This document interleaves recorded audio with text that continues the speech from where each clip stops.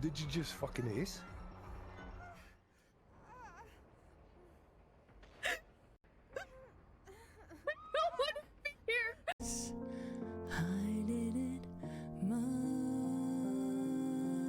way. Regrets, I've had a few, but then again, too few to mention. Hey, you just stand up and go, objection! Objection! I need to spank the putz before she becomes a married woman. As you're spanking her, just some Mel Brooks type person just comes up and goes, "It's good to be the king." I'd like to follow that. Well, that's why I'm following him. He's always going to be on top of me. Just letting you guys, every single person that's going to join in here is not going to take that place. Yeah, always going to be on top of me. And, Mama, your child has arrived. and? Oh my.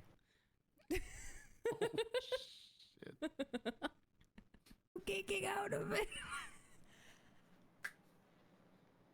Hi, Judy. Hi, Sam.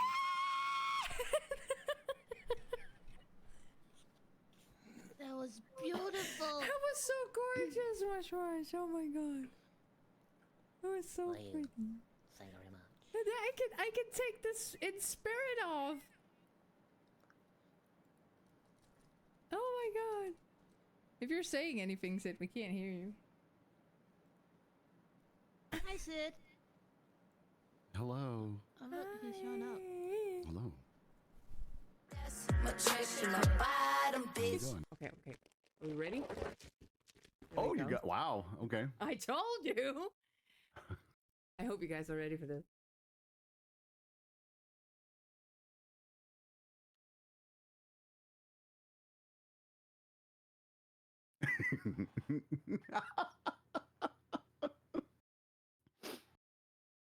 I don't care how weird I may look right now. Oh my god.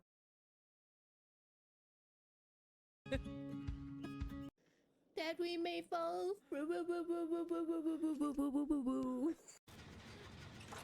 There's a skill check.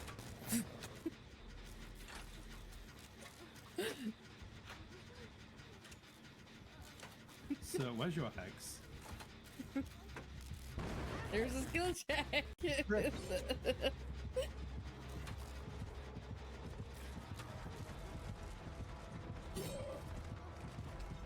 Oh!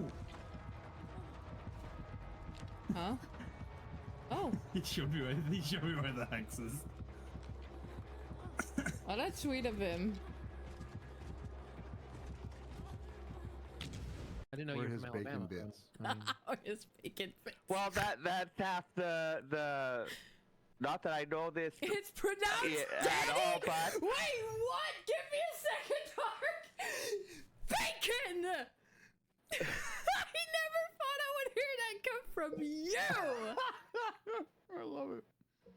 this is fine. You have This is now fine. given me permission, Bacon, okay? And you're gonna fucking regret this. Hi, Daddy. Hi, Daddy. That's gonna be forever, Daddy. ever and ever. Hi, Daddy. Don't mind me. Just plugging my earphones. Sit. Just sit. Just Dude, fucking the guy sit. that just sit, got hooked, bro. Just his name sit. is Hex Small Fucking Penis. chill, bro. Chill.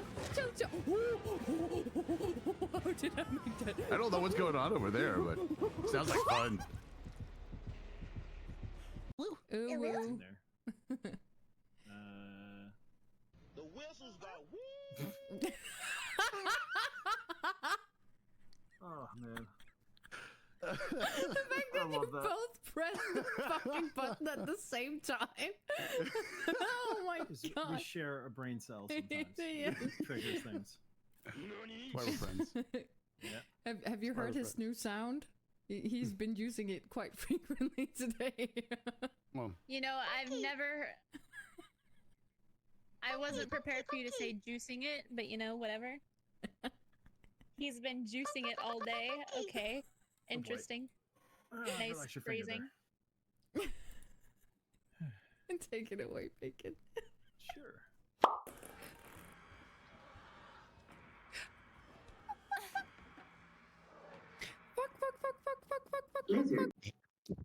Yeah, whatever you did there made it louder. I think Fish kind of shoved it in his mouth. I'll show you my mouth, man. I get you closer, you can see my scrotum. Oh yeah, I want to hear that. Because he was in the door. Yeah. Yes. More. Alright, I have finished my drawing. So let's stop. I want one more. Screaming. Yes. So, by any chance you... We come.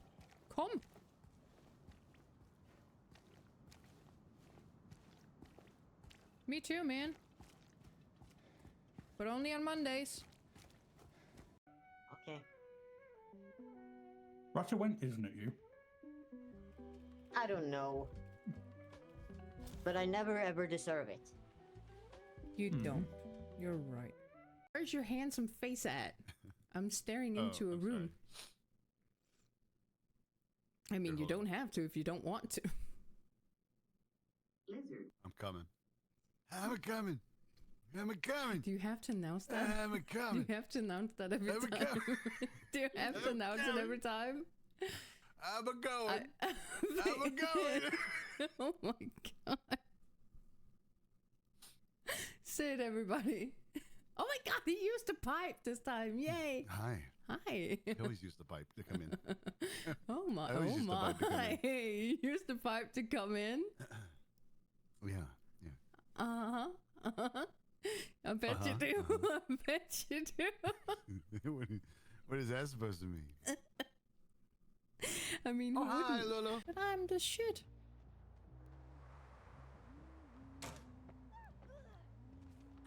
Ma'am, I think you have forgotten that I have hatchets.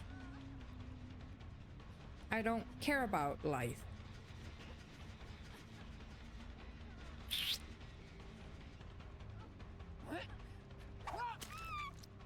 Ta-da! See? No! What?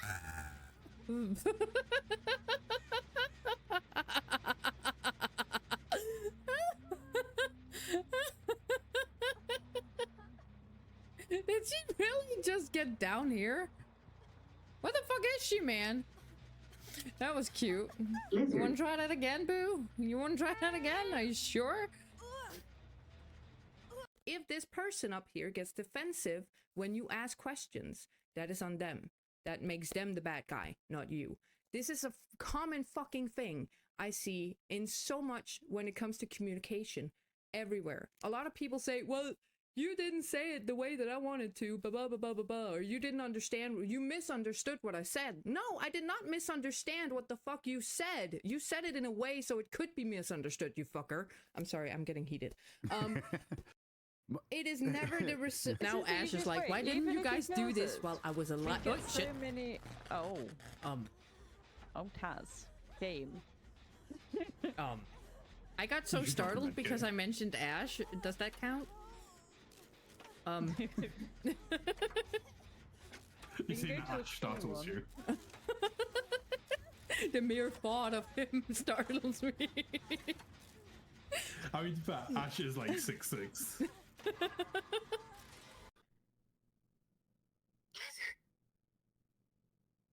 You did not. You called me a lizard button!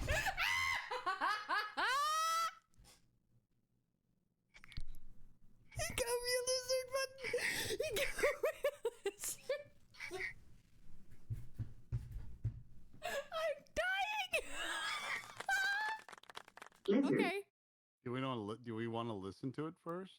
I mean, we can, yeah. 'Cause I don't remember how Because this one goes. I was about to say you wanted the Forever Gentleman one because that was the one that you felt sounded best. We both wanted it. Excuse me.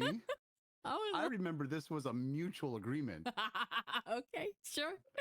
All right, well, let's just listen to it. Let's I can't listen remember to how it it first. went. Okay. Yep.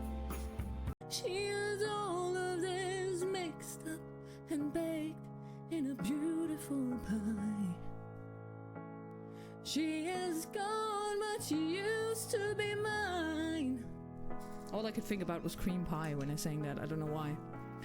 Hell yeah. And it's not what I asked for.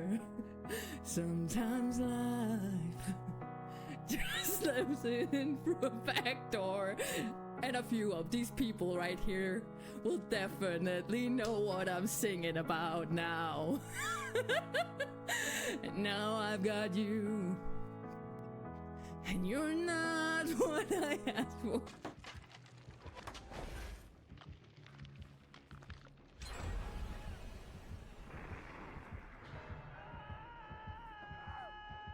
Oh, finally got me hit. Cool.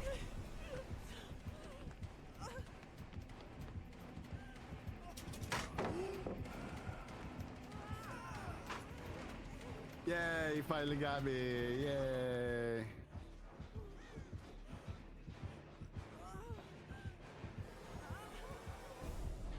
Hi, people. Hello, hello, hello. Let me change scenes so we can see the beautiful face that we're being joined with today. Mr. Xavier Nilsson. Am I actually pronouncing that right? Well, my name is a little bit of a mess because I like how Xavier looks, Yeah. but I like how Savior sounds. Yeah. But like, I don't think myself as a savior, like the people who saves other people. That would be a little weird. But to be honest, I don't really mind. And usually I just encourage people to call me Sav. Yeah. S-A-V. That's like that's We're as going simple with as it gets. Sav. Yeah, that is the best. That is the best one. Yeah. And I have been really, really, really excited about this sit down. I'm not gonna lie, because I've educated myself mostly around polyamory. Like, I tried it out myself, knew that it wasn't for me. So having a chat with someone who is in it, who enjoys it, who has the ability to have that kind of openness and such, and being able to ask the questions like the child mindset, right? Like, why? it just, I just love that you are so open to have a sit down with me. So it means a lot, because a lot of people, they can be kind of guarded when it comes to their personal life like this, right? So it means a lot that you're willing to sit down with me and just have this chat with me. It really does. So yeah. Okay, well, we're going to start out with the segment here that is called Who Are You?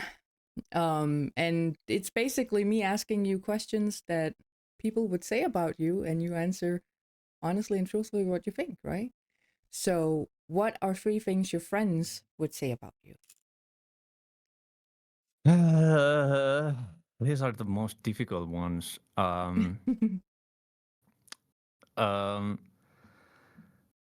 I think one thing would be like punctual.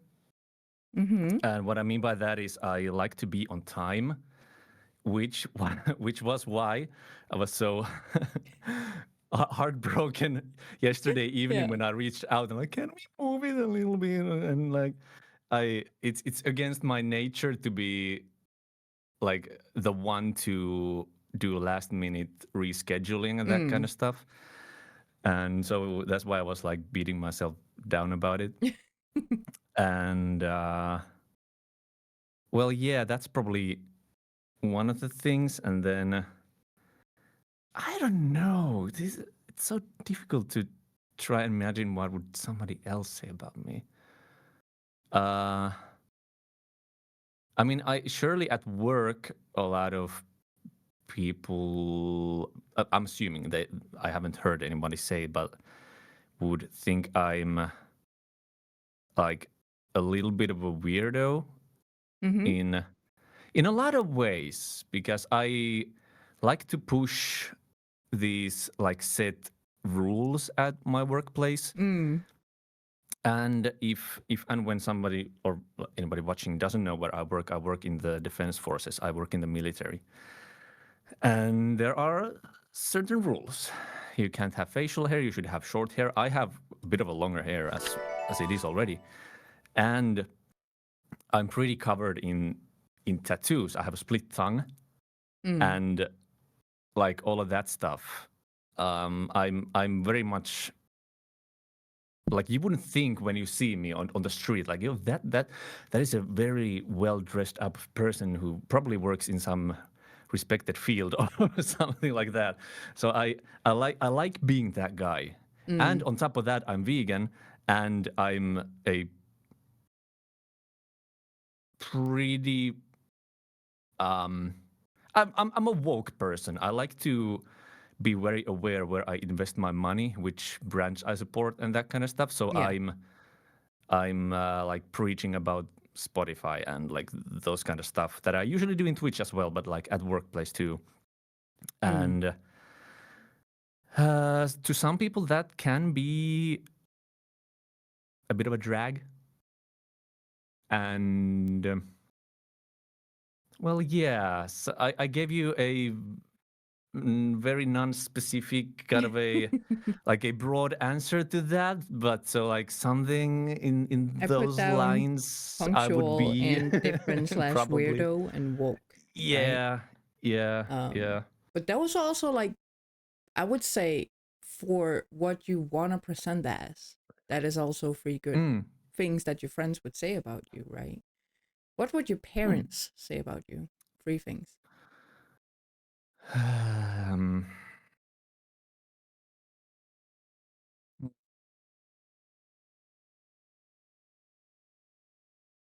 Creative for sure. Like, I mean, it's pretty much. I would guess like most moms are like super proud. Oh my God, he's creating something and stuff like that. But like, but they've like appreciated it always. So I think they are like that. That is probably one of the features they will bring up if somebody would ever ask about me. Yeah. And they're also very proud of my work or the field I'm in. So, but how would they describe me in that? I guess reliable, and that probably walks hand in hand with the like being punctual. Yeah. Yeah. Well, that's Something like also that. really good answers, right? Because when I ask people the whole parent question, a lot of them sit there and they think hard about it because they're thinking, what would they say to me? No, what will they say about you, right? And there's a big difference because a lot of parents, usually when they talk about their children, always light up. Usually. It should be like that, right? So that was 3 good answers, of course. Your partner, 3 things your partner would say about you. Or partners. Well,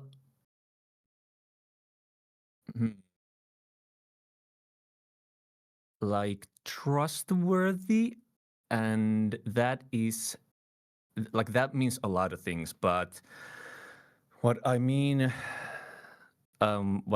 specifically is like that you can open up to me and I won't judge. And I think that is like I'm like that's one of my own features that I like hold high, and that's what I like about myself. And I've noticed that, well, in not just in this relationship that I'm currently in, but I've gotten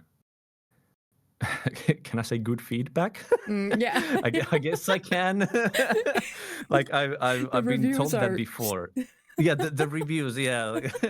5 out of 5 would trust. But yeah, like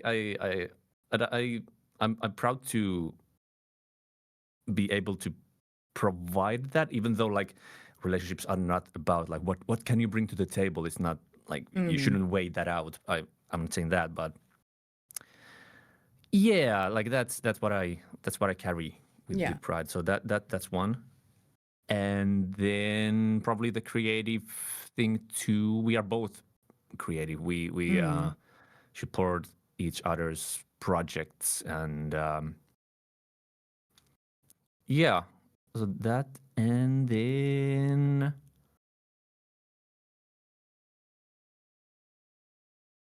I guess they could call me a little bit of a fitness nut. Even though I wouldn't call myself a fitness nut. Like, I like to take good care of myself and my diet and workout and that kind of stuff. But well, it really depends on what you've gotten used to. Yeah. Because if you're not around with a lot of people who like sports or like doing whatever physical activity and that kind of stuff, then you haven't gotten used to it. And now we go to the gym together, but when we started out like dating and then eventually moving into a relationship, she didn't work out like actively, and I'm really like proud that she's taken that to herself, and without me having to, or like I don't mean like having to like as if I would have wanted to force her into it, but without me pushing her into that. So I always been like, okay, if you want to do it, I support you like 100%, but I don't want to be that person who like drives you in there, like you have to do this. And yeah. So that's probably the third thing. So what I can see from this overview here is that you are a person that definitely has a lot of integrity. You are a person who likes to be on time, who likes to also have your own image and your individuality, but overall, you're a person who cares about other people's time and other people's space and other people's emotions, right? And you have your own creative outlet, whenever it, oh my God, let me try again. However that may look, whether it be through music or like going to the gym, because the gym is also kind of a creative outlet in some sorts, right? It's where you also kind of go to let out, right? Especially physically. So so I will definitely say, like, from what you've said here, it looks like a lot of good integrity, a lot of goodness right here, and also what people will say about you, because it's kind of like also the pride you take in it, right? And I've always said that we should surround ourselves with people who have good things to say about us, right? Also when we're not there. So, and it seems to me that you are doing that. So, do you relate? Well, you kind of said that while sitting there, but like, are there any of these statements where you're like, I don't really fit into that? You said a little bit about the fitness nut, but yeah. No, that sounded relatable to myself, and I'm glad you brought up the like being on time is as much as respecting the other person's time as well, because that's how I like.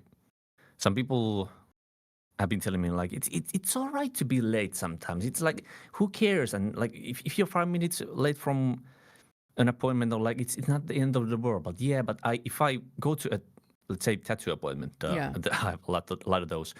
I don't want to show up late because I want to respect the artist's time. They've showed up, they prepped everything, they're ready to go there, like already machine buzzing, and then I'm not there. That is, I want to respect their time, and it's, I'm just not wasting mine, neither their time when I show up on time. Exactly. I'm the same, but I have ADHD, so the intention is there, but I've also like kind of learned to realize that intention doesn't kind of negate, like action per se, but I try to show up on time. It is hard though, I will say, because there's 117 like different distractions from here to my doorstep, and it's wild how many things I can actually pick up on the way. It's so wild. The mind is so wild when it comes to that. But I'm the same. I'm kind of like, I want to go forward and not waste anybody's time. That is why I strive to actually be on time, right? And also, addressing chat here for a moment, it's like the image of being late also puts on you as a type of person. Exactly. It also puts that image of you not caring, right? So what is monogamy to you?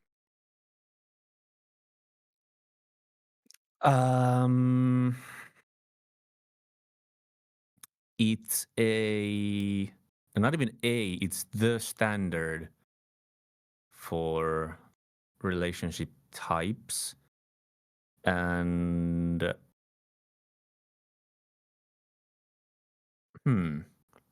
is a good question. It's something that I would hope more people choose than they make do with. Yeah. If that makes sense. Yeah, because I know being non-monogamous is not for everyone. I'm not ever trying to turn anyone to switch up their relationship type or the dynamic.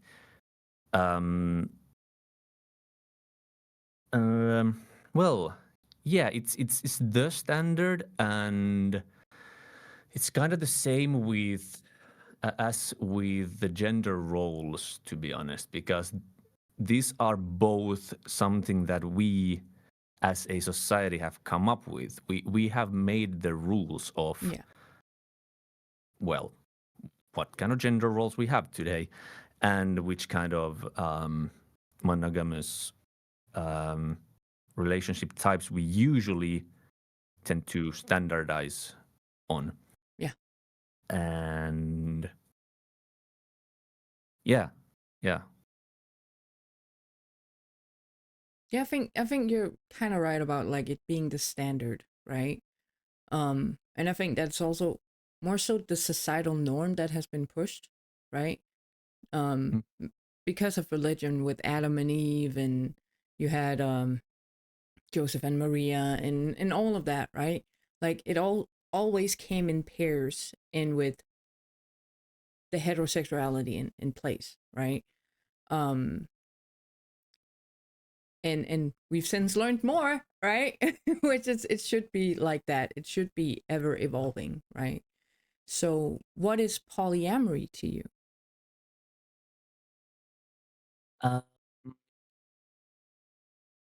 Well, that is it's an option.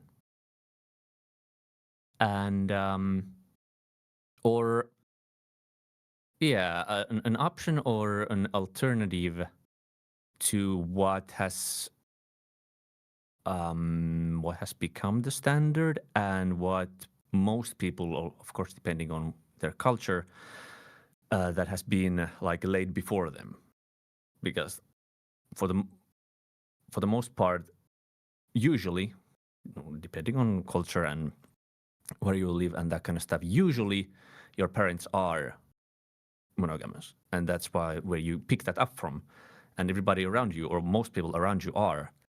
And so that being non-mono is an alternative that you can try out, and it works for some, it doesn't work for some. And yeah, and this kind of loops back into me saying that I would like everyone to choose monogamy instead of having to like just having to make do where you are like being placed, not necessarily by yourself.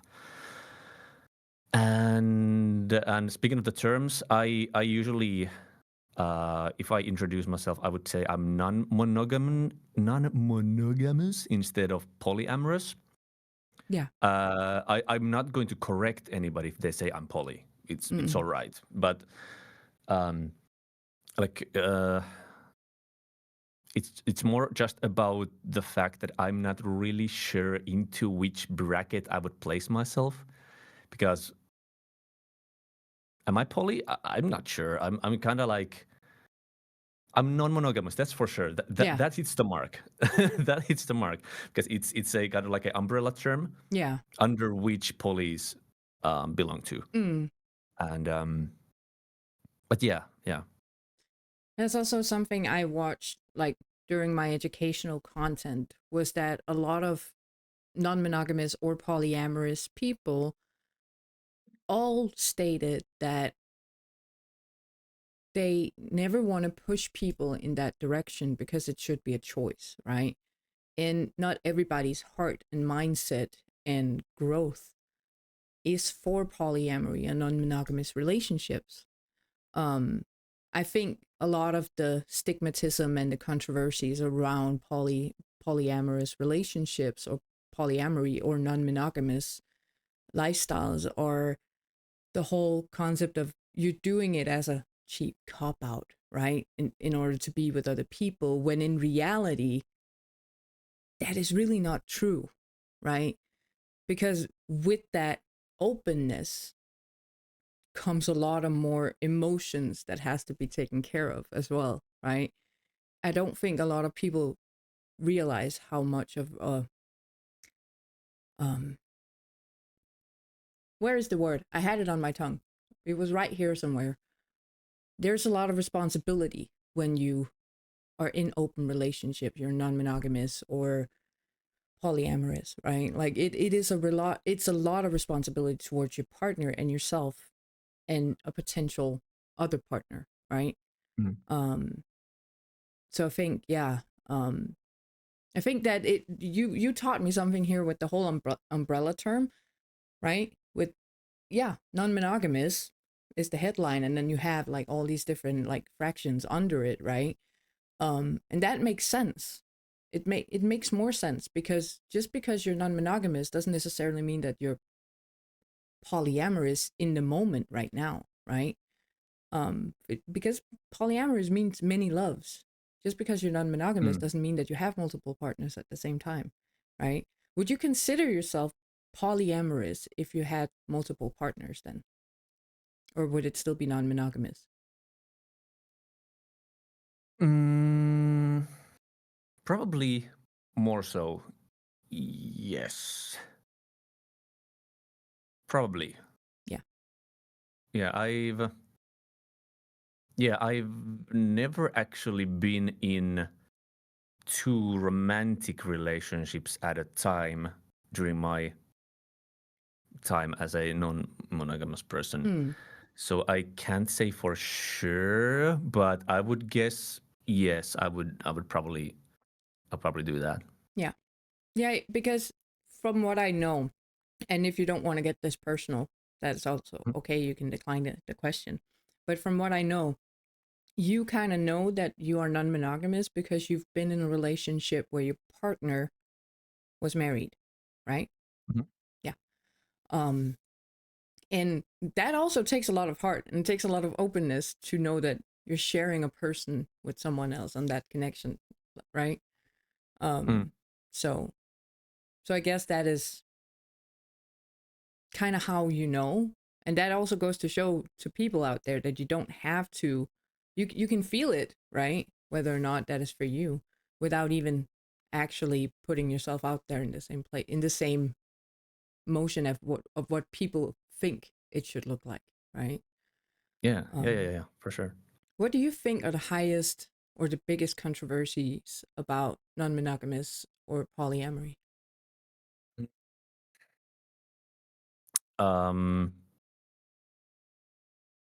Well, usually when like the stigma is usually that when you are in a open relationship, which usually is being like is the word is used the same as polyamorous. Yeah. Usually, it can mean the same, but it usually is not that simple. Like being in a open relationship to me sounds more like just being non-mono. But this is so personal, and this is like but like this whole being in an open relationship kind of brings this image, at least here in Finland. I can't say for other countries, but usually paints this image into people's brains that it's like it's literally open. It's like a house with open doors. Anybody can come in or leave and just kind of like do whatever they want. They come into your house, they take a juice box and they leave. It's really not. It's really not. You cannot just pop into somebody's open relationship and just leave. And it just doesn't work like that. But that's usually the picture that everybody paints in their head. Yeah. And I know I'm making a big I'm claiming a huge portion of people being or thinking this this thought, but it's my experience so far. And that's probably, well, it's not a controversy, but I guess it's kind of sort of is like it's an opinion a lot of people have, and mainly because they're uneducated, right? I think a lot of controversies happens and stigmatism happens around not educating yourself, not having the curiosity to actually learn more about it, which is also why I'm sat here. Like, I tried polyamory out. I tried having open relationships and being non-monogamous. And I learned that it wasn't for me, but I would never have known that had I not tried, right? And there's always something new we can learn. What I didn't know back then is something I can learn today, right? And I also feel like with social media, over the time, it's become more acceptable to be non-monogamous. There's still stigmatism and there's still like wrinkled nose around it to some degree, but it has generally, from what I could see, right, it has become more acceptable to have multiple partners, to be in a relationship that looks different from the monogamous one, right? And or be open to sharing partners in some way, like however that dynamic may look for those individuals.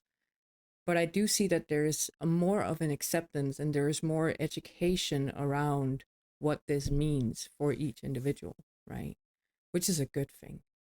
It really is. And hopefully those controversies and those stigmatisms around it will dwindle out a little bit. There will always be the extremists, but hopefully they can shut up at some point, right? Yeah. So do you think, because one of the controversies I know, like I've heard a lot during when I was searching for educational content and such, one of the biggest controversies I saw out there was that you are just in a polyamorous, open, whatever it may look like, relationship so you can have easy access and sex with other people. I mean, look at my face. I don't believe that personally. Yeah, exactly. You can see it in your face too, like, okay, sure. Sure, Stephanie, go over there, drink a chai latte, right? But it's like that.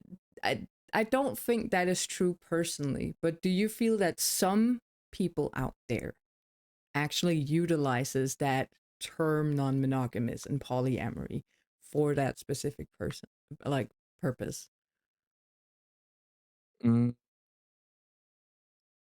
I don't think I've actually run into that, but I can very much imagine it happening. Yeah. Yeah. Yeah, and like my take to that is like it doesn't really have any grounds, and like any monogamous person who has broken up can go to a bar and get a one night stand the same. It doesn't it doesn't correlate at all. Like it's the same thing. It doesn't exactly like the same way you can get Tinder and just go there for hookups. That's no correlation. Exactly. Like when I saw some of the videos where that was kind of like the narrative of it all, I said I could just feel my IQ lower a bit, because it was the whole oh Lord, right? But it is like, it's definitely a stigma that it also hurts the community, right? The non-monogamous community, in that sense that, because it's not the truth, right? And for people who are new to being non-monogamous or polyamorous or whatever it may look like, could have that idea that it's supposed to look like that, right? They will learn, hopefully, through their own personal experiences, right? because Yeah. you are kind of forced into, well, not forced, but it comes naturally that it kind of hones in, right? In the beginning, it's always so fresh and fun and oh my God, all the people. And then it kind of hones in, and then you're realizing, okay, this is what it's about. It's about growth. It's about learning from other people. It's about loving differently. It's about expanding your horizon and your perspectives, right? At least that is what I learned, and also what I learned through like trying polyamory myself, was that yes, there are options, but you have to kind of be wise enough to choose correctly, right? Mhm. And I think a lot of people think, and that's also another controversy, I think a lot of people think that people that are non-monogamous or polyamorous or whatever within that um or umbrella, that they are emotionally immature. And I will sit here and I will say from the get-go and look directly into the camera, that is so far from the truth. Some of the most emotionally intelligent people I've ever met on this planet are people who have open relationships, are non-monogamous or in polyamorous dynamics, because it requires a certain kind of heart and a certain kind of calm and a certain kind of, it's just a different breed of people. That is what I'm saying. Like it's the emotional intelligence, the communication skills, and just the calm that is provided from people that I personally know who have this dynamic in their life. It's just different. Mm. Because you have to have that. You are required. You are forced to put your defenses aside, right? You're forced to grow up emotionally to be able to have Yeah, that yeah, kind of yeah. dynamic. So do you all also see that, like, that people in those dynamics feel more grown up, if it makes sense? Yeah, yeah. I dare to say very much so. Yeah. um, yeah, I guess it has to do with being open about what you feel, and be it towards your partner themselves or towards their actions. Yeah. Okay, you did this, it made me feel like this, or towards their feelings towards some other person, be it whatever your dynamic is.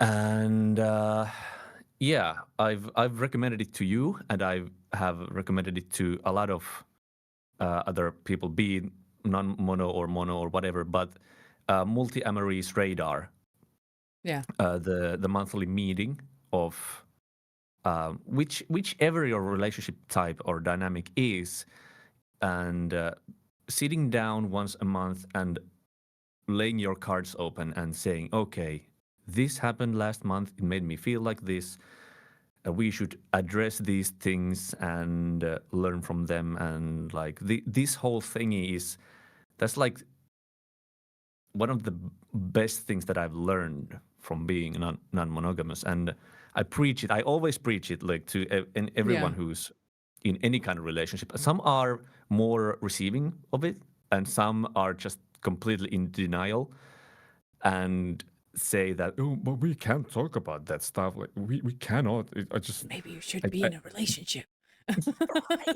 right. I can't say it to their face because it's just like, We can't firstly, talk it's about super this. Well, rude. if you can't get that closeness with your partner, maybe you shouldn't be with them, right? In the Yeah, first and place. they have so many skeletons in the closet. They have too many elephants in the room to even get into the room, and like it's not healthy. And you just gotta Mm. sit down and speak And and talk talk, about it. like talk your heart out and Yeah. how things feel. There's also one thing I learned from. So I was polyamorous for a year, or I tried it out prior to having kids, and then I tried it out after my divorce, after I had 2 children, for like about 4 months ish, right? So I gave it a good try. It wasn't because like but my heart is just not with that. Like, I dedicate myself and devote myself 100% to one person. Um and I can't even attach romantic attraction to anybody else. It's kind of like I'm that kind of monogamous. Like I can't even get attracted to another person. So I can get neurons firing from a conversation, but that is to me not attraction, right? There's different levels of it. Yeah. But one thing I learned from my partner when I was like the first time around was communication. Like he taught me that I should not be afraid of talking about my feelings. I should not be afraid of coming to him with my stuff. I should not be afraid of opening up or even be scared of my own emotions, right? Because everything that you come with is valid. Everything you put on the table is how you experience life. And if you are a true partner, you would want to experience that alongside your partner, right? So anything goes, everything can be talked about. And I was taught that through my polyamorous partner. And that is tools and stuff I can take with me through my entire life. And I'm forever grateful for that, because I can just imagine how many relationships I would have had to go through to get to that point, right? And also, as you said, like those monthly, it could also be weekly, depending on how it looks for you. Like I used to be a coach, like used to have couples for therapy and such, right? That is also one thing we said. We did like do check-ins regularly, not just when you feel something is up, but do a check-in with your partner. It is really a valid tool, because the number one sinner that kills relationships, whether it be monogamous or non-monogamous, is resentment and not feeling heard and seen. Yeah. And I feel a lot of non-monogamous relationships are really good at nipping that in the butt, because it requires a lot of communication to be in such a open relationship, right? Especially if there's multiple partners, then it requires a lot. So, let me check my cheat sheet. Do you believe that polyamory or non-monogamous relationships provides more freedom compared to monogamy?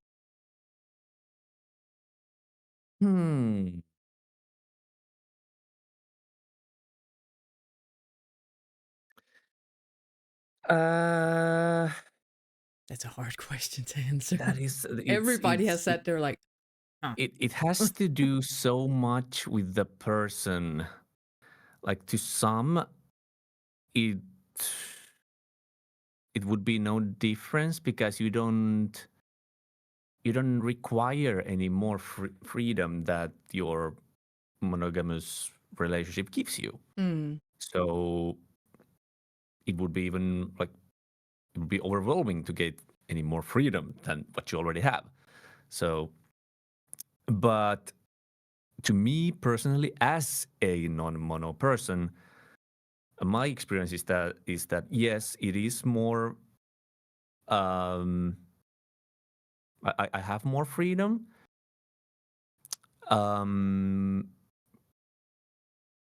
Yeah, even like I would say like more than I need, but that has to do a lot with the ground rules, or well, yeah, let's call them ground rules that you have set with your partner. Yeah. For example, me and my partner, we even though I don't want to promote relationship hierarchy, we have kind of established that okay, it's you and me, and then other possible relationships, be it flings, for example, or whatever. And that does establish a kind of hierarchy, which is like we are each other's main partners, even though non-monogamy is a big, like it's a part of like relationship anarchy. And establishing establishing a hierarchy in a relationship is kind of against that in a way. But it's like as long as it's fine with you and your partner, I don't think it's a sin. No. And we have kind of established a ground rule that yes, it's us two, and we don't feel the need for a lot of other partners or connections or whatever at this point. We have had them in the past, but like currently it's been like a good 8 months without like anything. Yeah. So there are periods, and to me, I feel more free, and it's like what hooked what hooked me in with non-monogamy was the the lack of especially toxic what is it called? I'm just thinking about the Finnish word. Jealousy. Jesus Christ. Yeah, jealousy.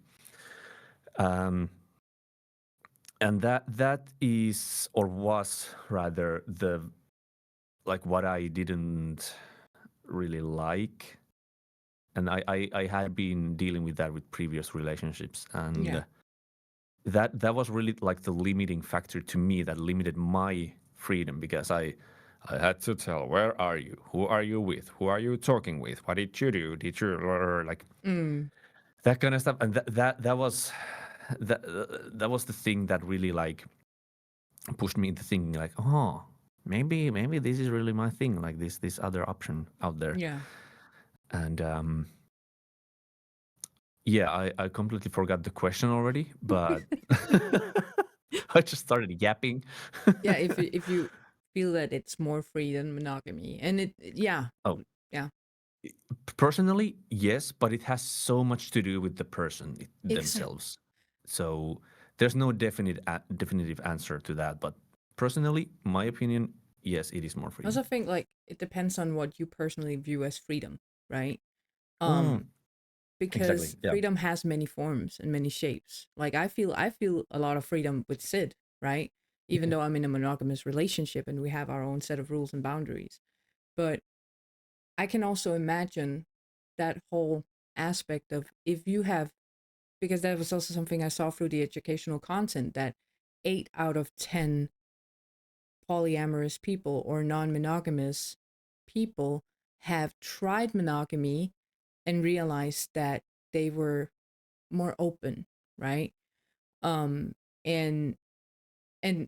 a lot of them were saying exactly what you were saying, that it was the whole jealousy route of a monogamous relationship, like the toxicity of you and I are one and la la la la la, right? And there was no ability to even just explore, right?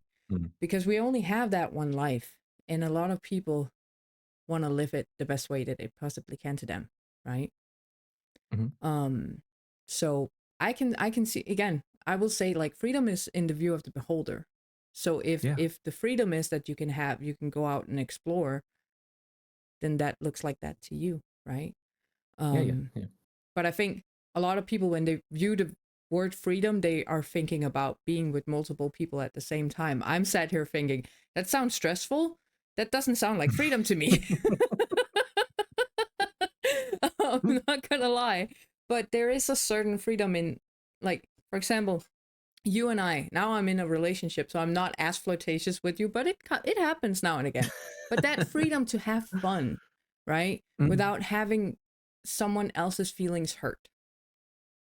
Of course, you still have your own personal boundaries in your relationships and how that may look like. But I can imagine that in an open relationship as a non-monogamous person, that itself would be, hey, in order for me to go out and, explore what it is that I need to explore, I should also be able to do this without you feeling hurt, right? So I can see that, I can view that as a freedom, right? 100%. Cheat sheet time. I have so many questions. I have to kind of see through them because you're very, and this is what I love about sitting down with you, Sav. You are very good at giving me broad answers. So a lot of questions I have, you've actually already answered. So I have to sit here and I have to actually, it's perfect. I love it. So, do you think that more LGBTQ plus relationships are polyamorous? Yeah, like compared to cis straight relationships, for sure. Yeah. Yeah. I think it's again the openness and the education, right? Yeah, and it has to do with I think it has to do with alt people, because it's like alternative people tend to be alternative. Like they have they are they're not like fitting into this mold that they are presented with. They are somewhere along the sexual identity spectrum.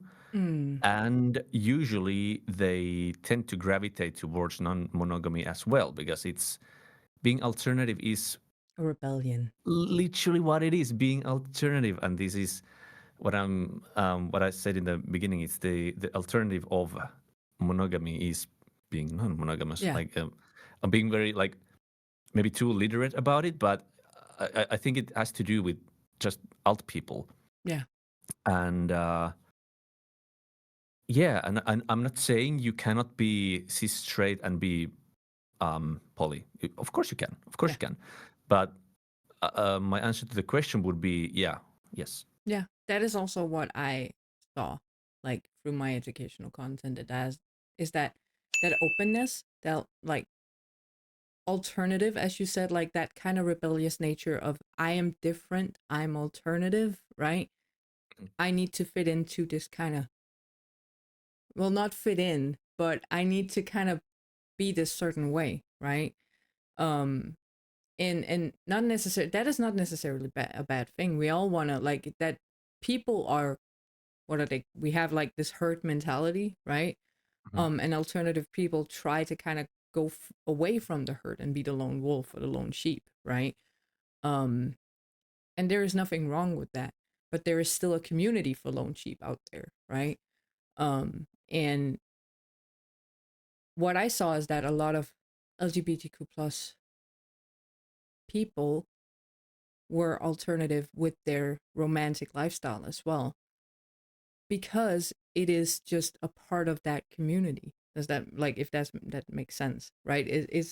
There are monogamous like like homosexuals out there, and also like however it may look for them, but it is more common to see, for me, and also with the content I searched for it, so of course it's going to be there, right? But like, it's what I saw was that a lot of people who are in open relationships are also part of the LGBTQ plus in some way, shape, or form, right?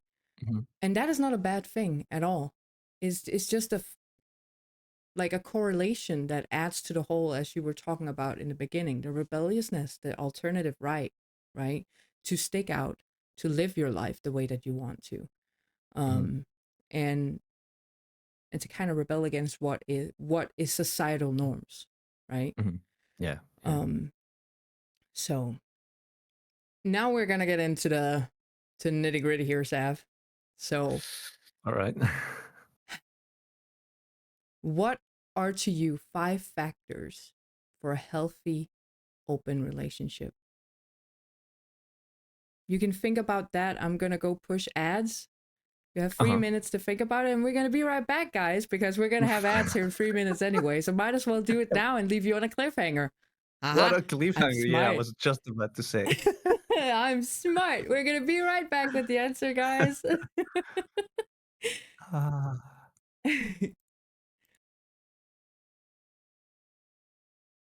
I got a song about an Asian guy here. Oh, okay.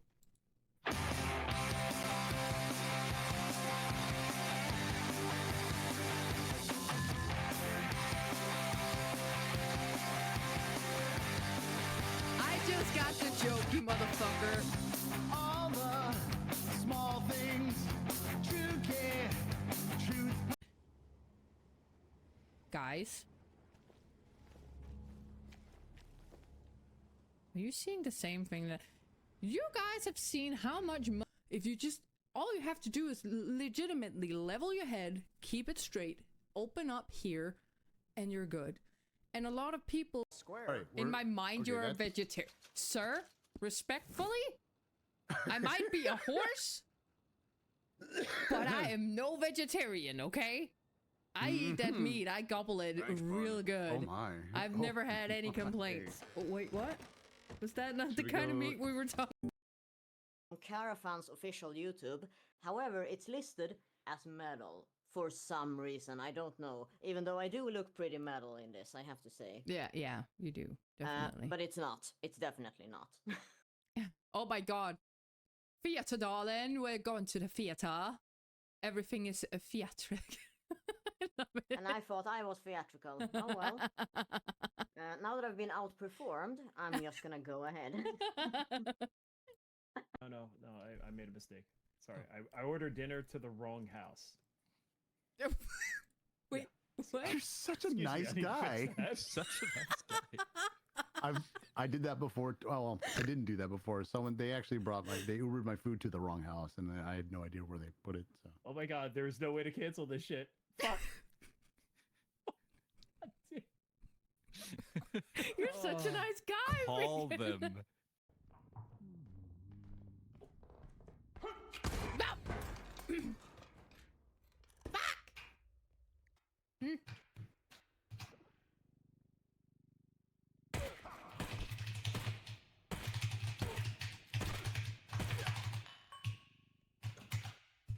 That was horrifying.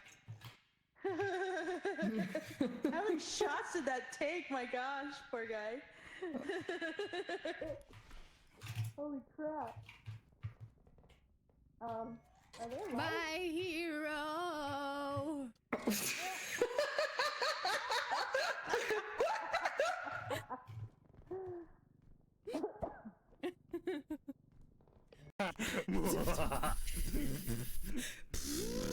Hi, Trickle. Holy fuck. Okay, I'm gonna say. You guys are not your guys. It's not simple. Help! Help! Help! Help! Help me! Help me! Help me! Help! Help! Help! Help! Help! Help! Help! Help! Help! Gives challenge, it gives spiciness, it makes me use my brain. It makes me use this big skull muscle. Right? And I can appreciate that. And hi Crow. This is not awkward. let me make it better. I can't emote. Oh my god. I don't want to watch that.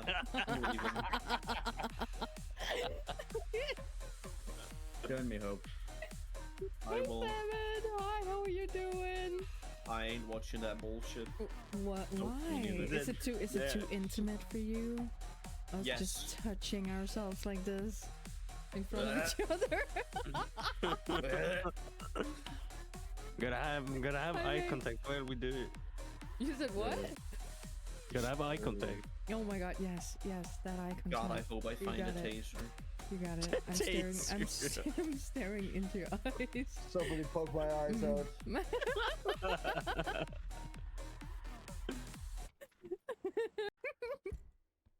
So call me maybe. What is that? What is that? Do you guys hear that drum in the back that sounds like a fucking knocking on a door? That scared the living shit out of me. No. Listen, try and listen to it. In the chorus.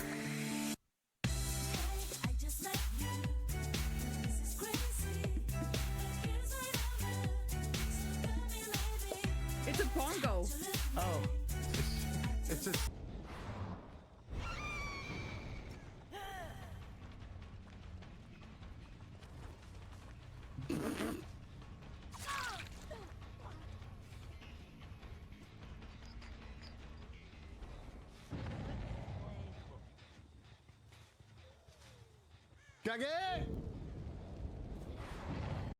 We are back, guys.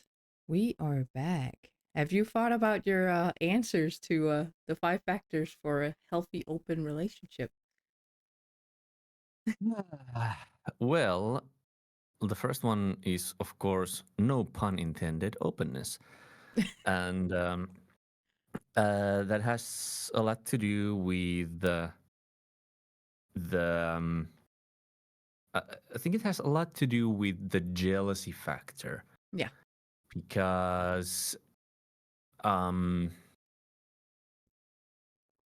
yeah, but when you're straight up and open about what has happened with which person and how did it feel and that kind of stuff, it feels way different than like finding out yourself through some other way, other unintended way, for the most part. And yeah, that's exactly what you do in the radar meeting. The monthly meeting is go through agenda and things that happened and how did they make you feel and why, and yeah, like the openness of okay, I have a date next week. Yeah. And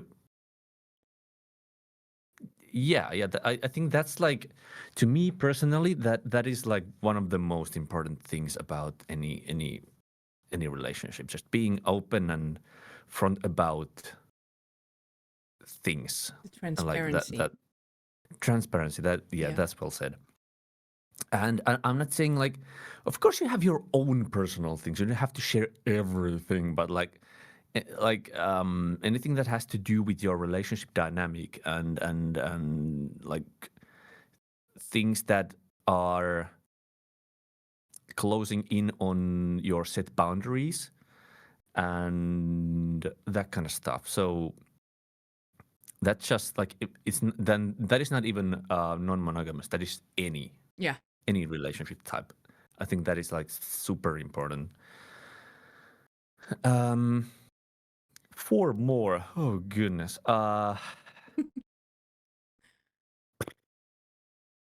Well, kind of adjacent one is respect.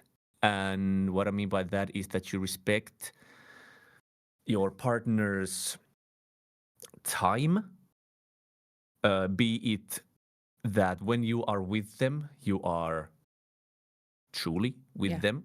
You're not like on your scrolling phone or something when you are in an activity, or even though just rotting together can be a thing that you want to do. That is also a thing. But talking about like going out for a dinner and then you're just browsing your phone the whole time, that's not all right. And so being respectful for the time when you are together. But what is a huge deal for me personally is respecting my own time as well, because I'm an introvert. I like being in this room on my PC doing my things for hours upon hours. And if my partner cannot give that to me, they have to be with me together like all the time. They are like melting into my leg as a as a part of me. That's just not all right. And respecting their time when you are together and respecting their own time when they need it. And I think that is and like I'm just talking about respect within like the context of time, but in other things as well. If they find something is really important to them, be it a hobby or some other thing that may not be your first priority, you still have to respect it for your partner and think, okay, this is actually really important to them, so I'm going to support them or give them their time with it, or whatever it may be. It can be anything. It's such a big thing. But yeah, that for sure. 3 more. What am I gonna say? Oh goodness. Because those were like 2 big answers already. I mean, I can say what I've typed down for my 5 factors for monogamous, like a healthy Okay. monogamous, so we can kind of Yeah. share, like, if it's the same kind of values and the same kind of factors, right? Which I think it is. I don't think it's that much different. I've said open and honest communication, right? The transparency of it all. Yeah. Yeah. Trust and shared security. There has to be some sort of like shared mutual agreement of how a relationship should go, right? Mhm. Mutual respect and boundaries.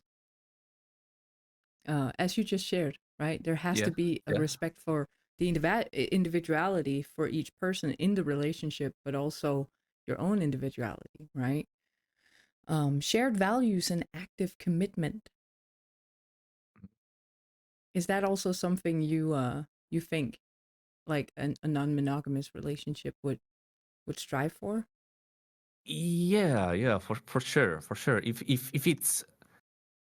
the balance of that is off, then one of you is going to be burned out. Yeah. Like, and that has to do a lot with the respect for the other one's time. Yeah. Because if you demand all the time from the other person and they demand their own time, it's just going to clash and it's not gonna work out in the long run, at least. Yeah. And also, for example, like I think both monogamous and also non-monogamous relationship, the whole shared value of how oh, I squeaked. How that relationship specific to you looks like the set of values that you want to have in that relationship, what like the boundaries, the like what level of commitment do we have, right? Um I think it's really important, and I also think it's important in non-monogamous relationships too, to kind of know exactly where you stand with that person, whether or not you introduce a third person into it, or if it's just, as you said, a fling or just a hookup, or how it may look, right? There has to Yeah. be that knowledge of, well, we are still committed to each other regardless of me bringing another person in, right? Yeah. As you said, like the hierarchy, even though it's kind of frowned upon, I also think it's important for the individuals in that relationship to know that you two are committed to each other, whether or not somebody else comes into the picture, right? Because it's about love. So Yeah. And then I've also said intimacy, and intimacy is not just sex; it's like the whole shared bond that you have with the person, right? Would you say that also, those factors also kind of happens in non-monogamous relationships?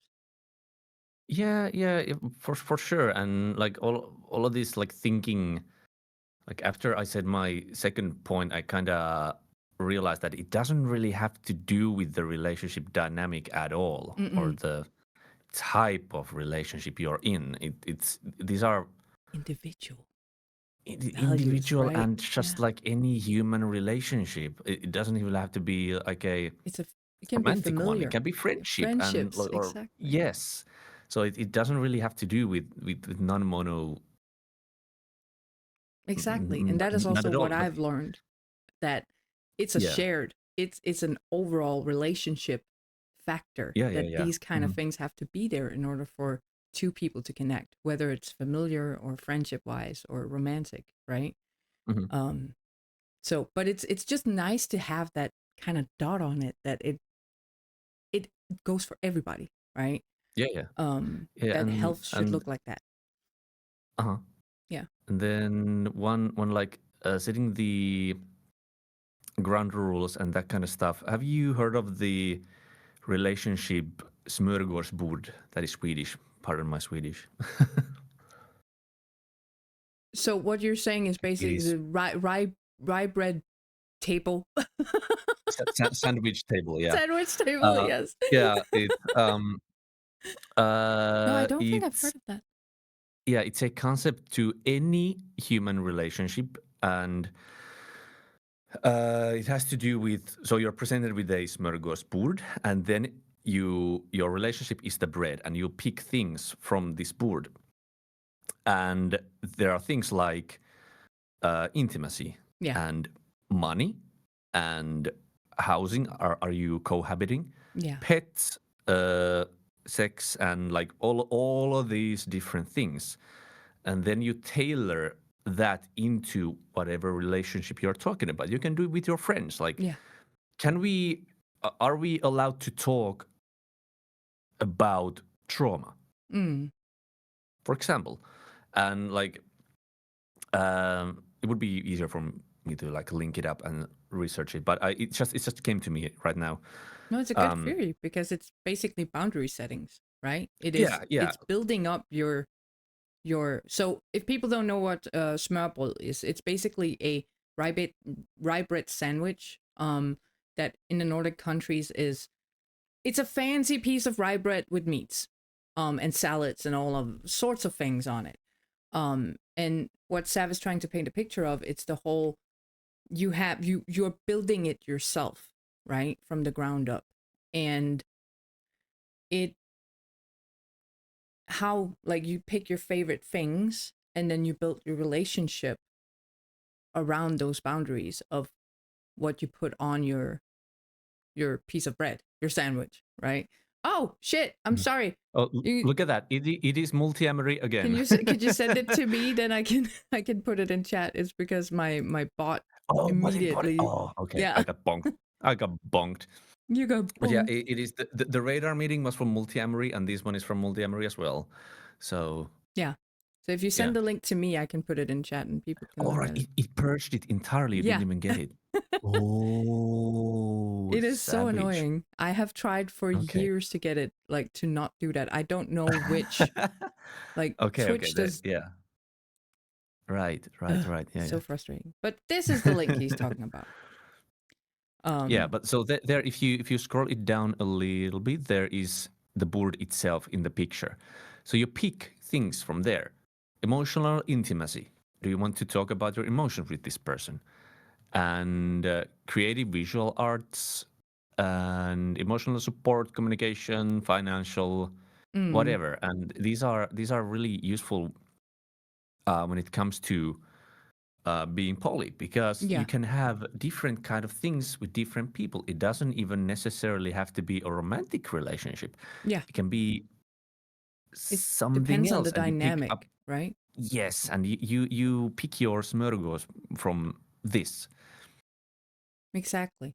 So would you say that when you pick, it sounds so fucking condescending. I'm sorry. When you get attracted to another person whilst also having your relationship, do you like lean into this other person with this knowledge of they have to serve kind of a certain purpose for you personally in your life? No, not at all. No. I haven't used Hinge in a good while. Like I said, it's been several months.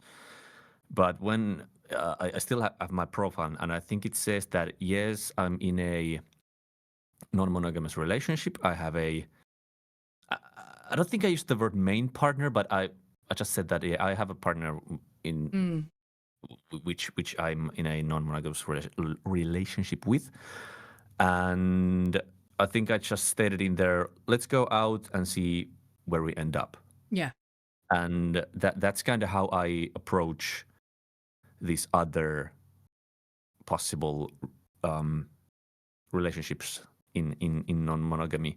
Yeah. Because you don't really want to force something unless you have really certain set boundaries. Like, I'm only looking for hookups.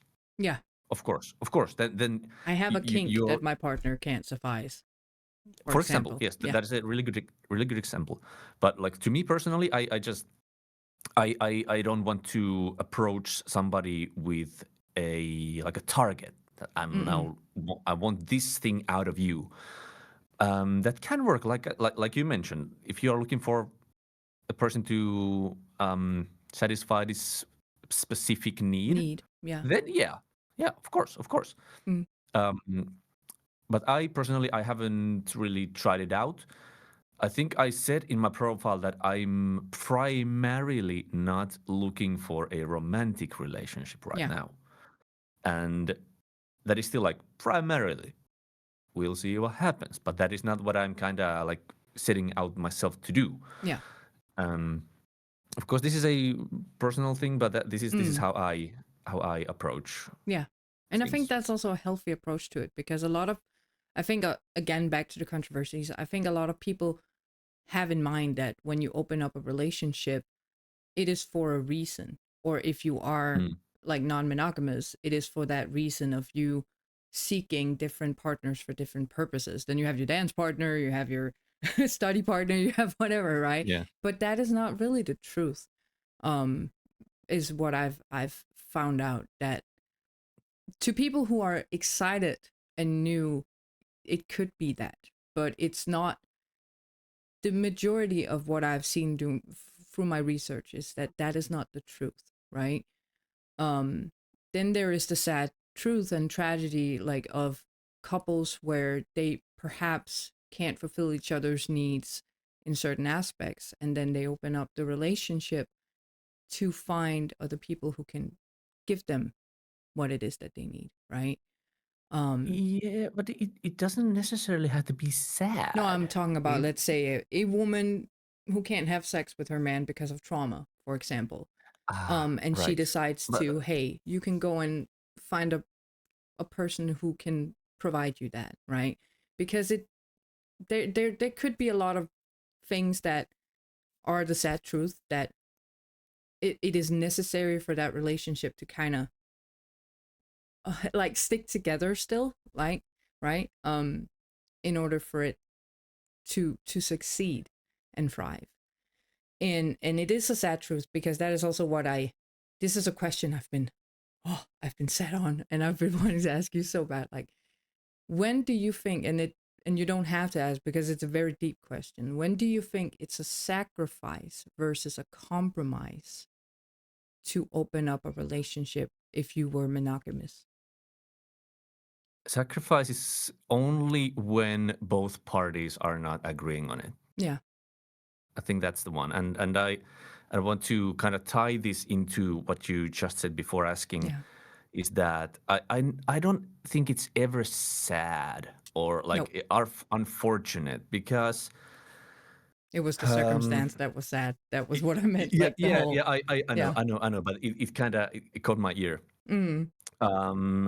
Because what I think is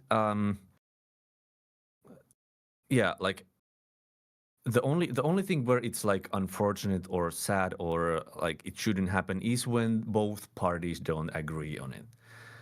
And I think it's beautiful, even if they're like, let's paint a picture, a relationship between two people, and one of them gets into an accident and loses their lower body. It's gone, and they still have that romantic relationship, but due to obvious reasons they cannot be intimate in certain ways.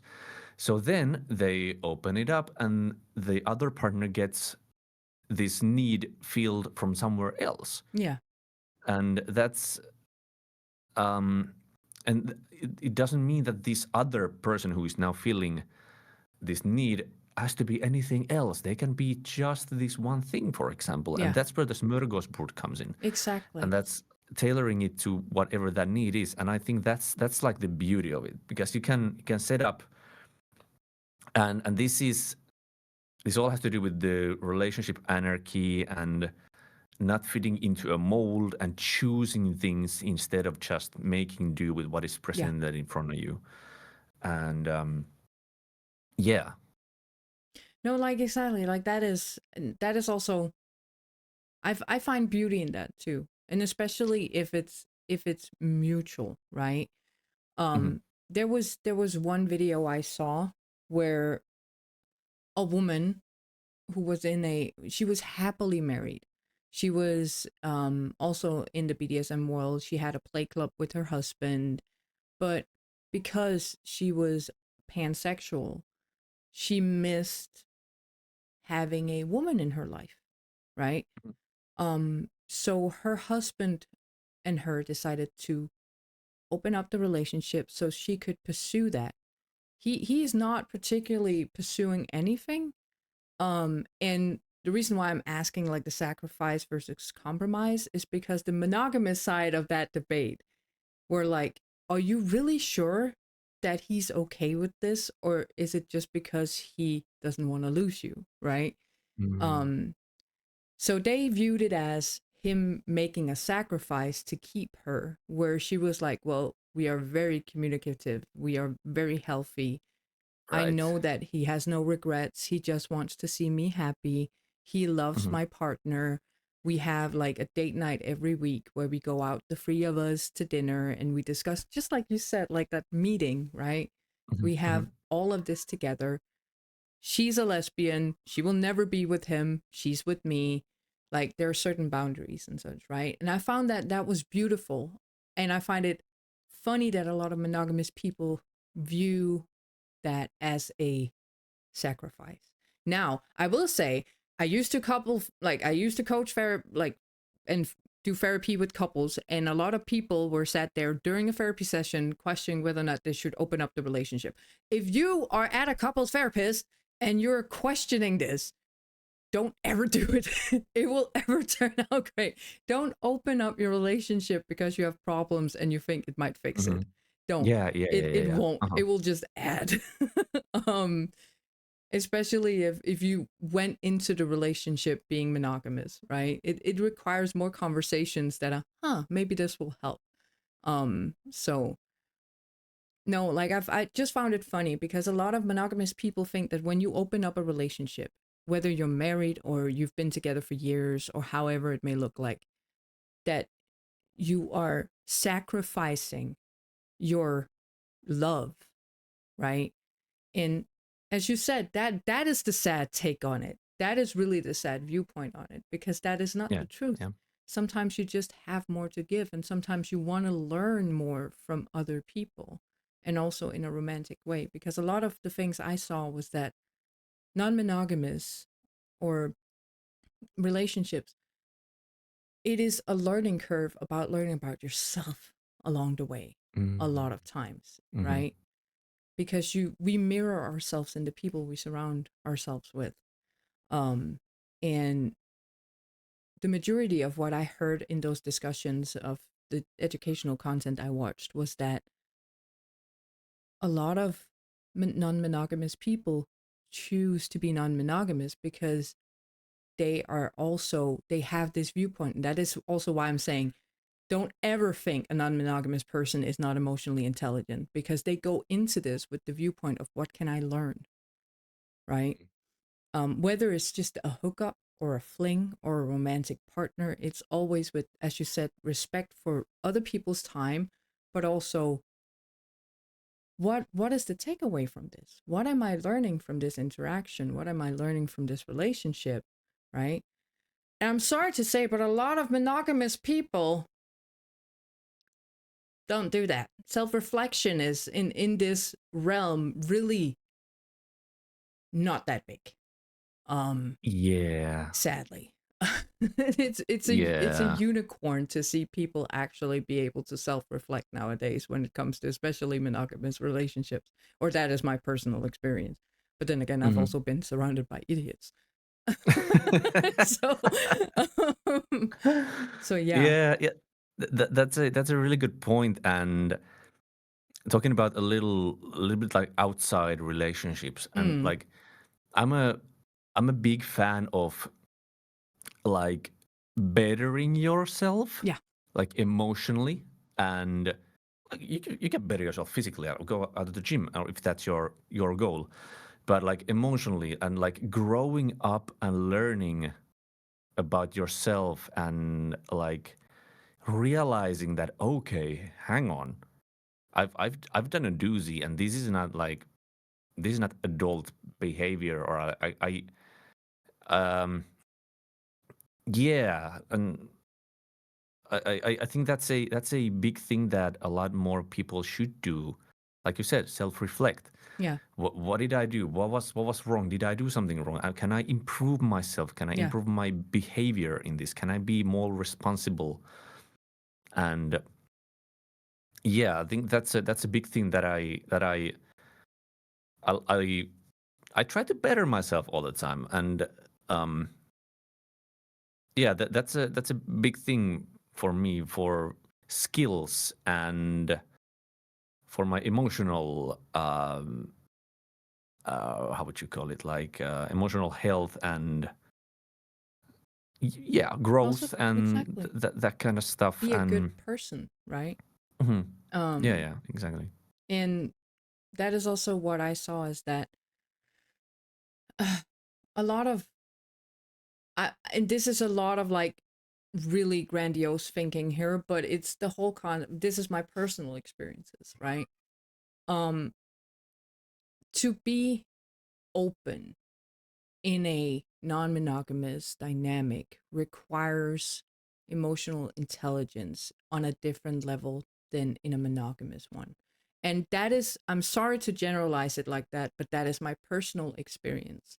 A lot of the people I have been with and been in monogamous relationships with have had a tendency to not have self-reflection as much. They go towards a defensive stand a lot of times, whereas you can't have that in a non-monogamous. You cannot. You can feel hurt, you can feel defensive, but you will ruin everything, like legitimately, like emotionally, in like romantically. If you are a person that is not emotionally intelligent enough to have curiosity around your partners when you are in an open relationship, you can't have an open relationship. Then it requires communication and curiosity, and a lot of monogamous relationships, I'm sorry to say this, don't have that. And it's the very sad truth. A lot of monogamous people don't have the same level of emotional intelligence that a lot of the people I've seen in open relationships have. And I also think that is why polyamory, non-monogamous relationships, openness in that sense has become such an acceptable route today, because we are getting more educated, and we are getting to realize that we only have this life, so why should we live it by societal norms, right? And that in itself is fucking beautiful. I'm not gonna lie. Yeah. You have spoken a lot about theories here, and you have given me a lot of fucking golden nuggets. I'm not gonna lie. Do you know about my theory about the disc of love? I don't think I do. No. So I used to, as I said, I used to study to become a coach, mentor, and therapist. I have done all sorts of kind of therapy. The main kind of therapy I did was couples therapy. And whenever a couple would come in to me, I would not sit there and say, hey, so who cheated on who? I would say, I don't care what you did. I don't care if you don't listen. I don't care what you are here for. What I care is that you have a common goal to when you leave here, you're still together or you're separated. It's that simple. We're going to set a goal. We're going to set a time frame, and then we're going to work on this. But before we do, I'm going to sit down and teach you about the disc of love.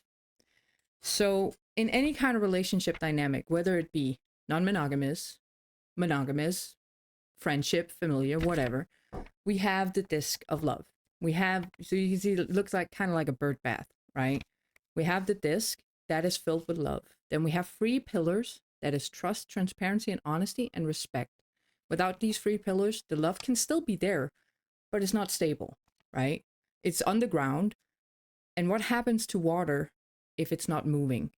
It becomes stagnant, it becomes gross, it becomes disgusting, right? So water has to move.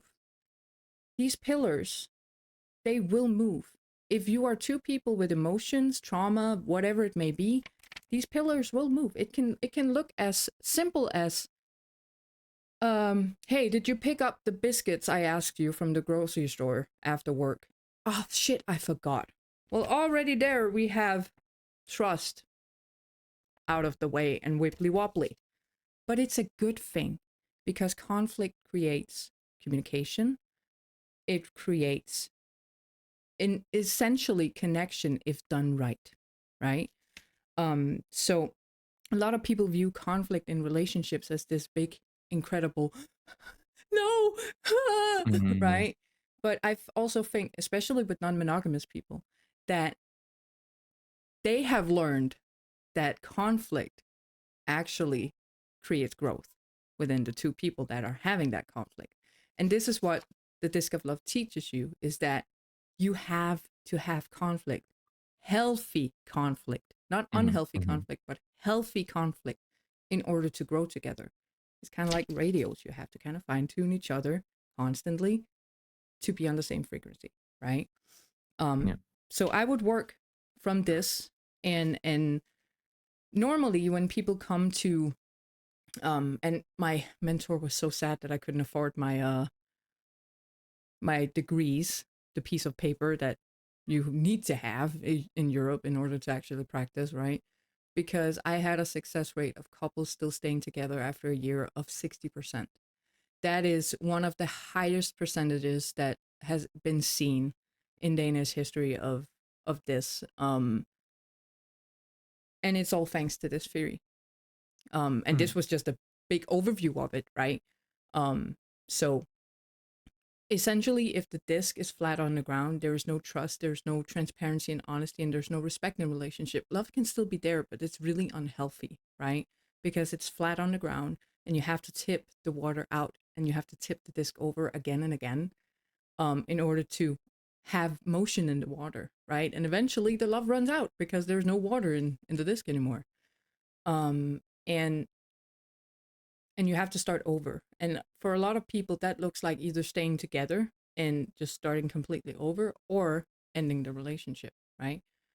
So that was a little bit about it. Do you think and believe, and I know you don't believe this because you would, I know you well enough, that a relationship can or should be conflict like free at any time? No, not at all. Yeah, because if there were absolutely no conflict, it would be two clones. Yeah.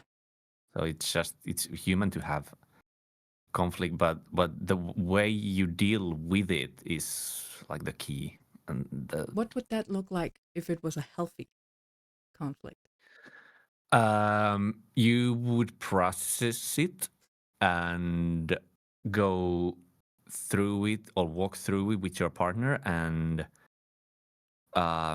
you would go, like walk through it. You did this. It made me feel like this. And then both sides. And then, okay, well, I did this with this intention. I didn't realize, okay, that only goes so far. You cannot always say, well, my intention was this and that. It only goes so never far. erases act, right? Yeah. It wasn't my intent. Okay, sure. Yeah, that has so much to do with like what is how big of a conflict are we dealing with here? It has a lot to do with that. But like you said, and walking through it, getting your like emotions out. How did it make you feel, and why? And what would you have hoped to receive instead? Yeah. That's. I think also an important step is like, how can we prevent it from happening again, right? And I think a lot of non-monogamous relationships are really good at this. I think it's because it's such an innate, like it's such a dead set stone, fundamental stone in being non-monogamous, is that you have to communicate and you have to be able to communicate how you feel in the moment as well. Whereas, again, personal experience, guys. What I've experienced through monogamous relationships is that a lot of people tend to think that they can't share how they feel about a certain thing because they don't want to look bad, Whereas non-monogamous people are like, you know what? We need to fix this. Rather squash it now than, Yes. build resentment. Yes. And it's kind of fun to see that, like this again, just my personal experience is that I've learned more about communication and about like having a conversation and repairing conflict, right? When I was polyamorous than through my monogamous relationships. And that says a lot about the mindset and the heart and the openness you kind of have when you are non-monogamous, because it does require a lot. So we both know that there are such a thing as healthy conflicts, and also like the repair of it and how to communicate through it.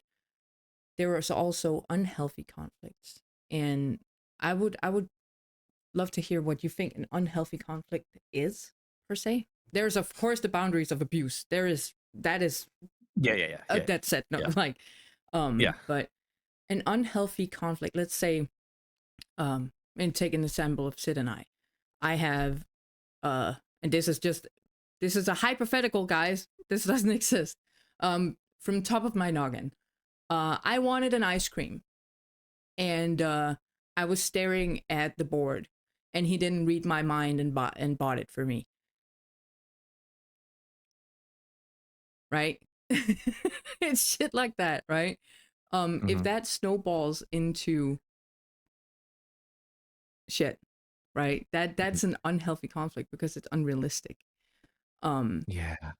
Do you have like an example of what unhealthy conflict could be? What's wrong? Oh God. Oh, nothing. Okay. See, that's what I'm talking about. You were waiting to put that out.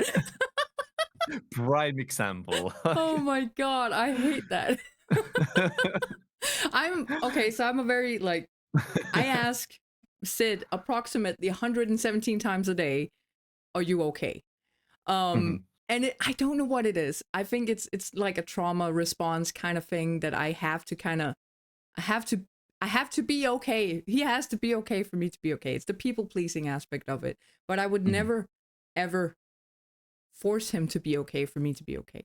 Like it's that check-in, right? And sometimes it can be too much, and I do apologize a lot for it because I do know it can be annoying to ask or answer the same fucking question for the 117th time today. But he is doing it lovingly and openly every single time because he knows it's just I need that like reassurance, right? So thank you, baby. I know you're lurking out there. Thank you for being such a good trooper about that. But yeah, that's a prime example. That whole like just trust your person's word instead of making it a big deal, right? Because you are feeling some type of way about it.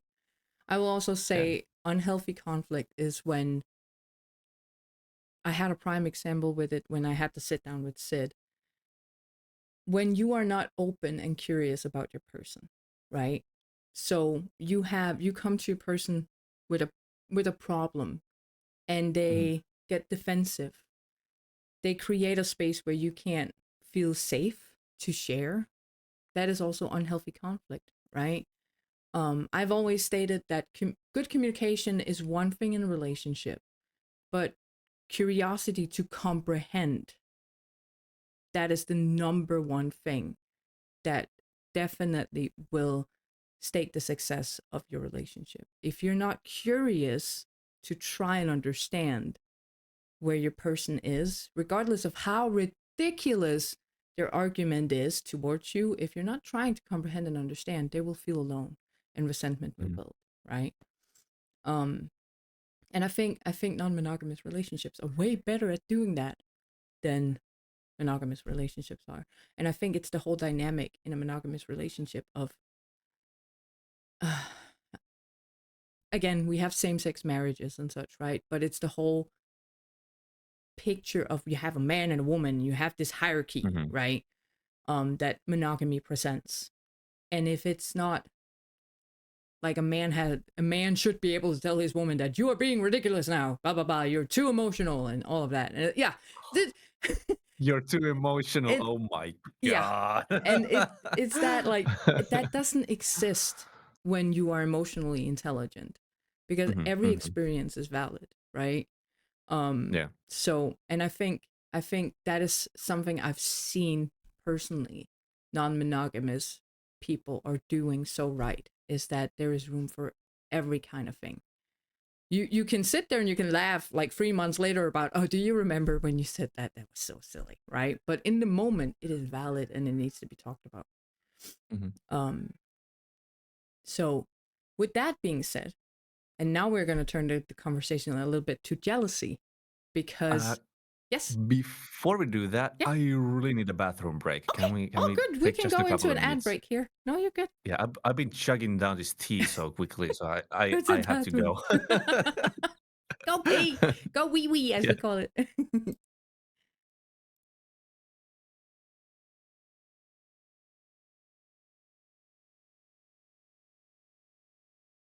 Train right now, take your seats, open, feel the pounding bass inside, shaky, shaky, sweaty, sweaty, you make my spaghetti ready, heat up the sauce, it's dinner for one, better hold on tight, cause I'm rolling again, till the wetlands down, where the nature is playing, when I'm getting all messy, oh, thank you, Cat.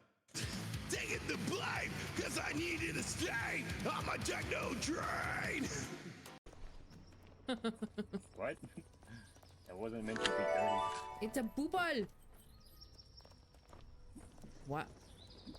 Bro. Bro. Why are we inside a bubble? Ah! Okay. Oh!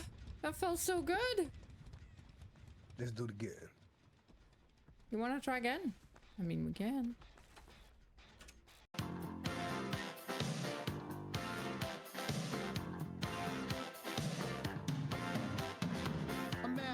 Down the street, it's a street in a strange world. Maybe it's the third world, maybe it's his first time around. Doesn't speak the language, he holds no currency. He's a foreign man, he is surrounded by sound.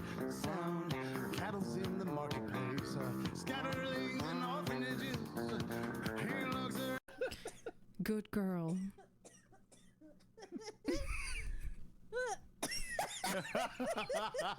Slap me across the face like a bitch.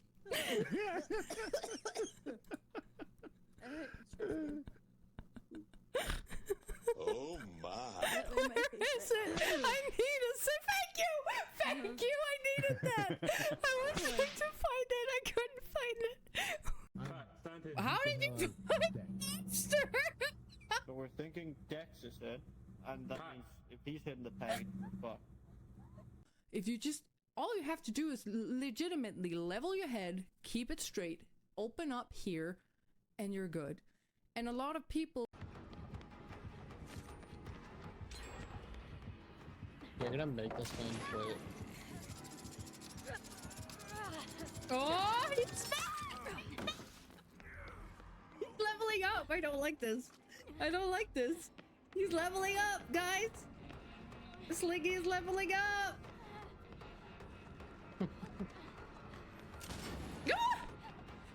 Whew. Yeah, cowboy. Also, you know what's really cool about this one? What? On the bottom, it's got a vlog. USB. Well, no, it's got a USB port. You can recharge it. It's okay.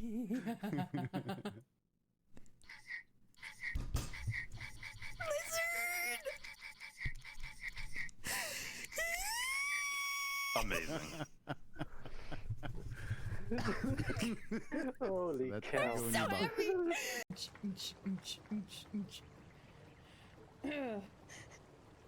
Taz. What? I was doing a disco party down in the ball hole. I was about to call it. We are back. He has gotten his tea again. He's gotten his bathroom break. Everything is good and nice in the world. Yeah. Do you believe that jealousy is a natural part of a relationship? To some degree, yes. If you wouldn't be jealous at all, you would be negligent, right? That's a You really wouldn't- good answer. Holy fuck. Yeah. That blew me away, Saf. Like legitimately. Because I've always stated that jealousy is a good indicator that you care, right? And it Mhm. doesn't matter if it's familiar or friendship wise or in a romantic relationship aspect. It's a good indicator that you care, right? Mhm. When can jealousy turn unhealthy? Well, I kind of gave it an example already before, but it's this over control, having to know every single detail about people who you talk to because they might be a threat to you. They might steal this person from you, Yeah. and that usually more often than not shows a lack of trust to the other person because you can't trust them enough because they might do something. They might run away with this other person or something might happen.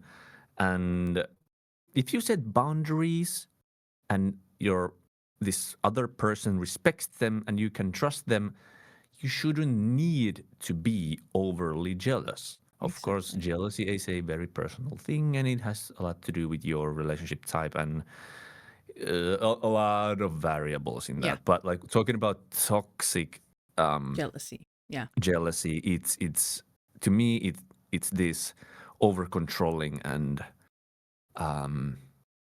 well, yeah, just Yeah. I also like believe having that this death grip on this other person Yeah. and yeah.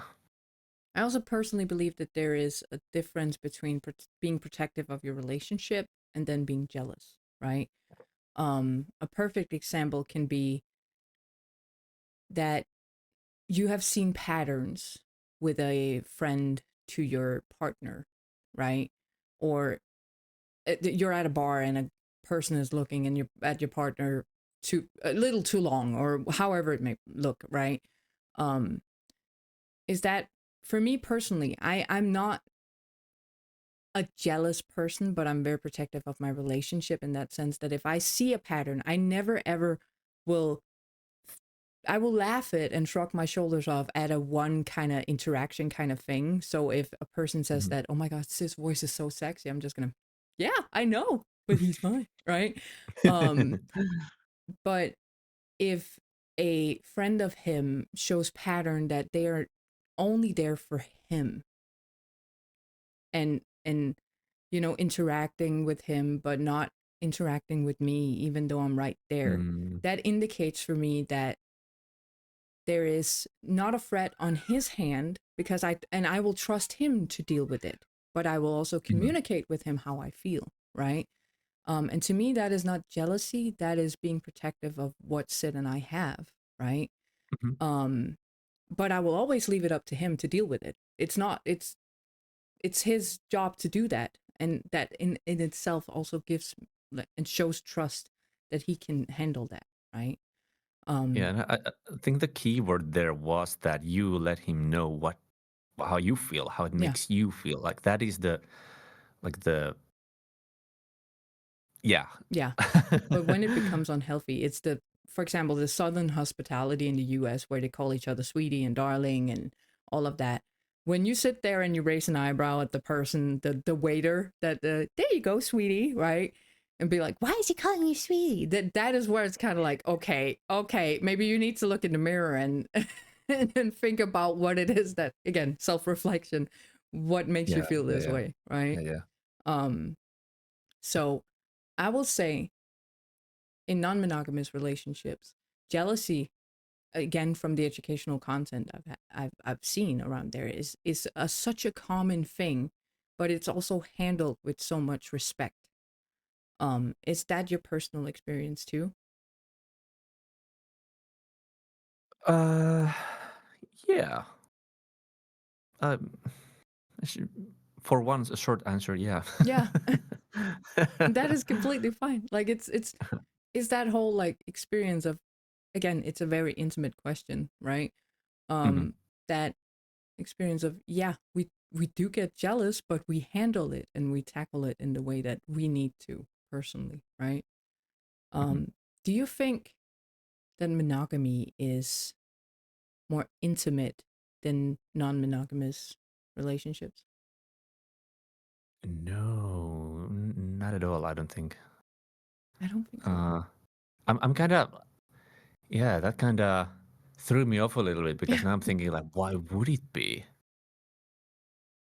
I don't know. I think it's because people have a tendency to think that monogamy is just two people, right? How can you be Right. So intimate so with you only more? can give 50% Yeah, to each. and Right. it's Yeah.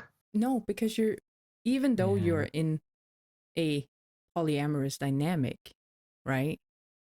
It is still that example of you are giving your 100% to one person, like regardless of whether they're more or not, right? So I asked this question because it's an interesting kind of controversy again, right? Flipping the perspective for people, and educating that just because monogamy or two people doesn't mean that it makes it more intimate than non-monogamous relationships. Yeah. In any way, shape, or form, because it is what you make it, right? Yeah. Yeah. My cheat sheet. What is it that you personally enjoy about being non-monogamous?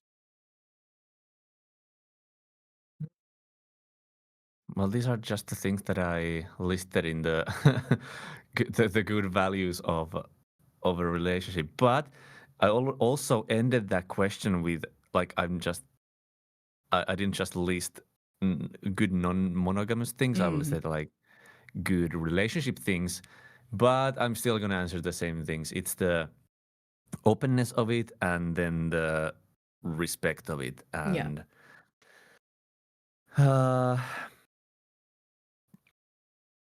well, yeah, I'm just gonna answer those two again, and it's just um I I was about to say like the possibilities of it as well, but that doesn't like yeah, of course you with big quotation marks here, you have more possibilities in a non-monogamous relationship because you are not necessarily restricted again by the traditional monogamous values, but that has so much to do with the person and what they're looking for, so it's not a definite answer, but to me it's a part of that trust because there's trust and openness and yeah, trust, openness, and transparency, and those kind of bring you this freedom of like emotional freedom as well, because you don't have to worry about so many things because you are letting the other party know how you feel and you process things and you move onwards instead of just sweeping it under the rug and finding out there's a humongous elephant in the room the next day. And yeah, so combination of those things. Do you think like monogamous relationships could also get that and have that kind of like, do you think it's restricted to non-monogamy in itself, or is it like just because, and not to target you specifically, but people haven't found the right person to share that with?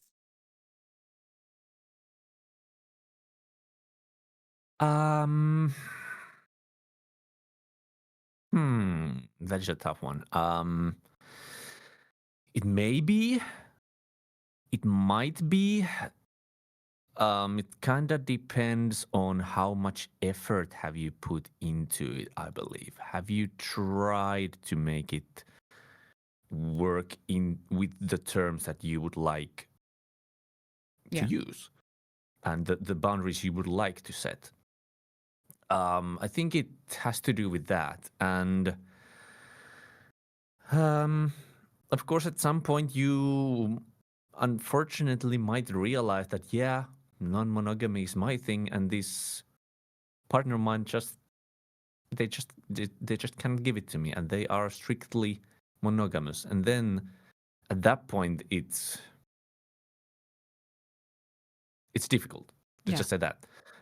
Not impossible, necessary, but difficult. And so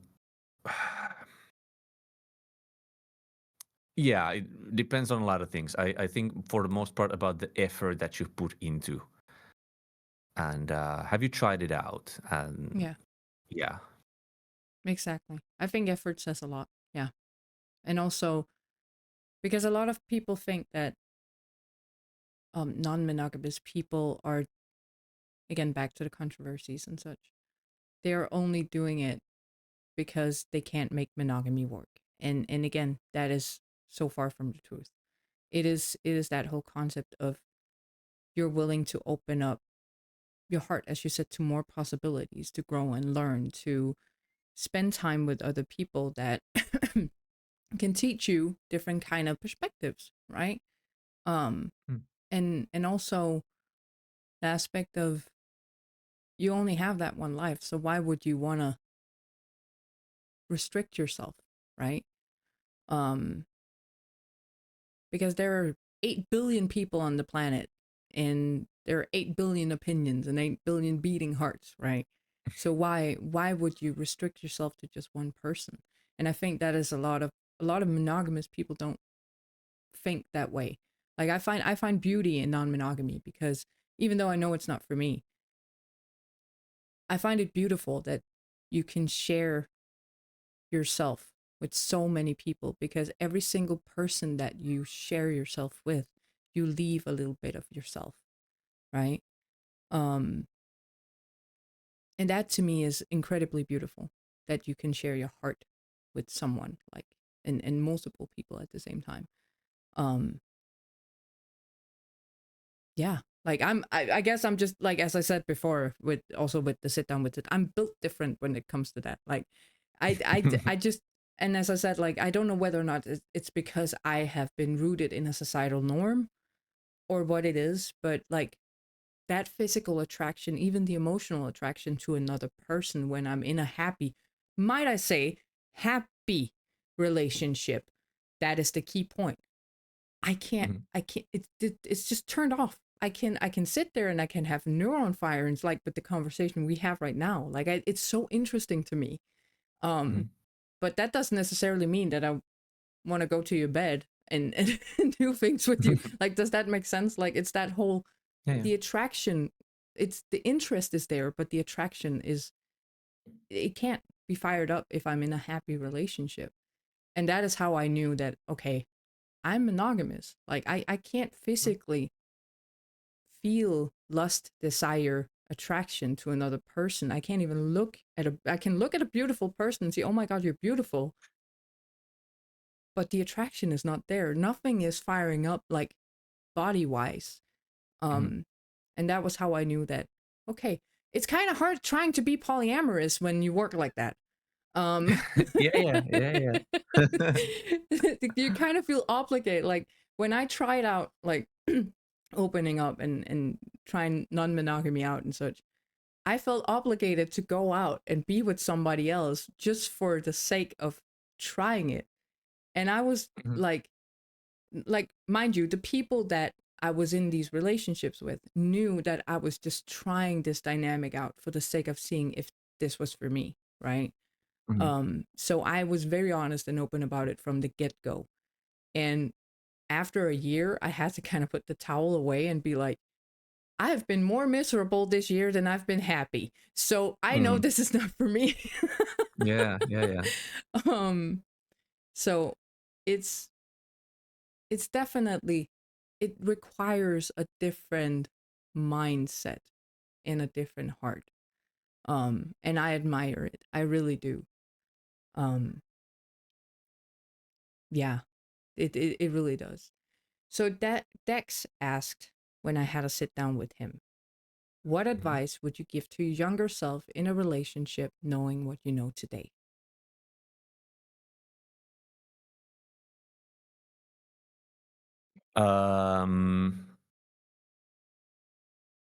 Well, does this mean like in general or in a specific one that I have had before, or like, I guess it's like generally speaking. Yeah. Um. hmm.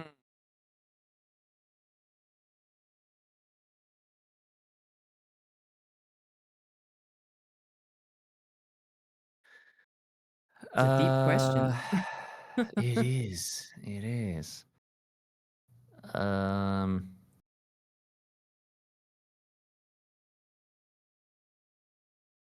Yeah, I would probably just reach the same things I've been saying all this whole call. Be open and don't rush things, don't force things. Um, be yourself and try to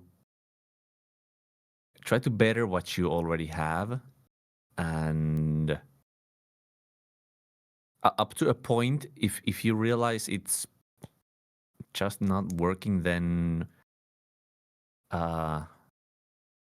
yeah, then don't try to force anything in a later part either, Mm. so to speak. Yeah, there's something along those ways. Yeah. Yeah. It's good advice. It really is, right? Do you have a question for the next person? And it can be anything.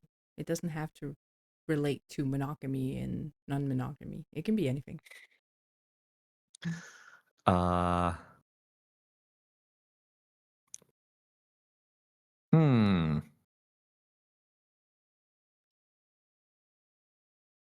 My first instinct was like, what's their favorite kind of bean? But then I thought, but then I thought like, okay, maybe I'll come up with the actual actual serious one, and that would be, what's their favorite hobby and how did they figure out it's there? Like, what was the initial spark? How did they find out? And how did you figure it?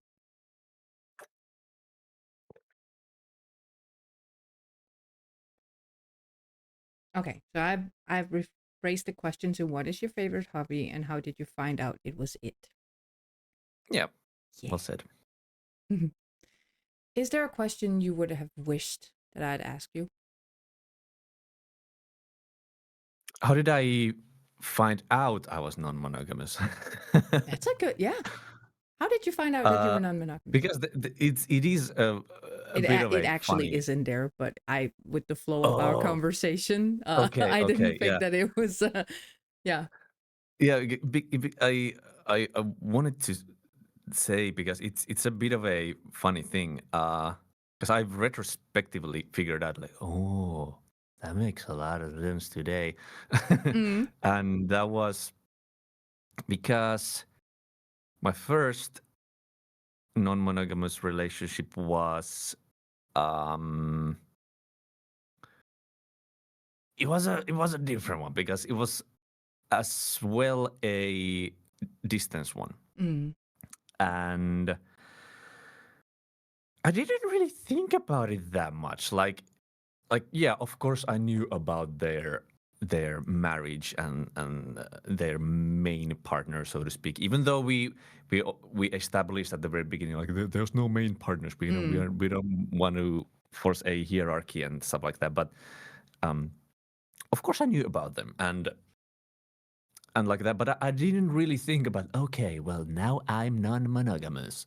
I just kind of it just kind of happened, and then as I went along I realized that right, this is kind of a different thing now. Mm. I wasn't fooled into it, don't get me wrong, but then looking back into my first relationship, which was monogamous, and um I remember this one specific moment of us being out in a bar, and at some point we got separated. She went out to a group of hers, and I went to a group of mine. Mm-hmm. And then we came home at different times, and then in the morning, she was crying her eyes out, like absolutely. And I was like, "What's wrong? Like, what happened?" "I kissed a girl," and at that point, I was like unfazed. Yeah. and I thought to myself like, why isn't this making me upset? Yeah. Like it should make me upset. I should be furious. Yeah. I should be mad at this person for cheating on me, right? But then I just wasn't. I was like, is there something wrong with me? Do I not care for this person? Like what is going on? But then later, of course, being in a non-monogamous relationship, it made a lot of sense to be like, okay, I'm just not jealous like that. Yeah. Sure, we hadn't set the boundary of like, yes, it is allowed. It wasn't like, of course, that way I was a little upset. Yeah. Of course, but it wasn't a part of our relationship. It wasn't agreed upon. But like the initial emotional reaction was so mild because like already at that point, I probably deep down was already non-monogamous to a certain point. And that made a lot of sense years later. So that was kind of like a funny thing that I wanted to mention at this point. Yeah. So it's not for everyone, and like you said, some people are built different. Yeah. Like to you, it's just not there. And for me, I realized like, maybe it's been there all along. Yeah. Honestly. And yeah. I will also say like there's a difference in like I can take my own experience into account. Like my ex-husband got, while we were separated, we weren't divorced yet, we were just separated. He got drunk with his best friend and had sex with her. And then he came home a week later and told me about it. And I sat down and I was like, well, I can accept and I can forgive a drunken mistake. What I need to know is where you're sitting on the edge of the bed thinking about it. Right? And he saw his that is a whole different, like that is the trauma of it all. Like he looked at me in the eye and he was like, well, you never know, right? But that is a whole different fucking context. But that is, I guess, my kind of non-monogamous side. And I've also stated during all these sit downs that if Sid woke up tomorrow, because we are long distance, right? And he told me that, hey, I need more. Like I need someone here, right? And I would love him enough to be like, we can try it out. And if I'm miserable, then I would leave it behind. But if it works, right? Because if you love someone, you're also willing to kind of accept who they are and what they need, even if you can't provide that for them, right? So in that sense, I'm also sort of, I would say non-monogamous, but for the right person, if it makes sense, right? I don't go and pursue it myself because I physically can't for whatever reason, but I would accept it for my partner if that is the case, right? And if Sid were into feet, no hate to feet kinks out there at all, but if he were in, he's luckily not into feet, so we're very much attuned on that. But like, if he were into feet, right, and he wanted to lick toes, I would be like, okay, go find someone you can do that with, right? Because you're not going to be able to do it with me. So in that sense, I would say I'm non-monogamous, but it is only for the right person, right? I mean, it's a great example, right? I'm listening, he says in chat. Noted, no toe licking. So, with Sid being in chat as well, should we dive into our little segment here called Sid's Rapid Fire Questions? Are you ready for him? You can answer them however you want. You don't as even ready have as to. I'll ever be. You don't even have to answer them, but it's it's a little cute palate cleanser we have at the end of our sit downs. Okay. So let's introduce Sid to the table here, and let's take it away. Sid's Rapid Fire Questions. Oh my god, it's got an intro. Wow. Sid's Rapid Fire Questions. If you ask Google a question and the answer you get from Google is from a dead person, does that make Google a Ouija board? If you drop soap on the floor, Yes. does the floor get clean or does the soap get dirty? Yes. What happens if you get scared half to death twice? Whether you be I think it resets. stealing from a Chinese restaurant or taking a long stroll through a park, aren't you just taking a walk? Why do we call it tuna My fish, brain but hurts we after don't that call one. it What? chicken bird? The last one, why do you call it tuna? Why do you call it tuna fish, but you don't say it's chicken bird? Fire questions. Right.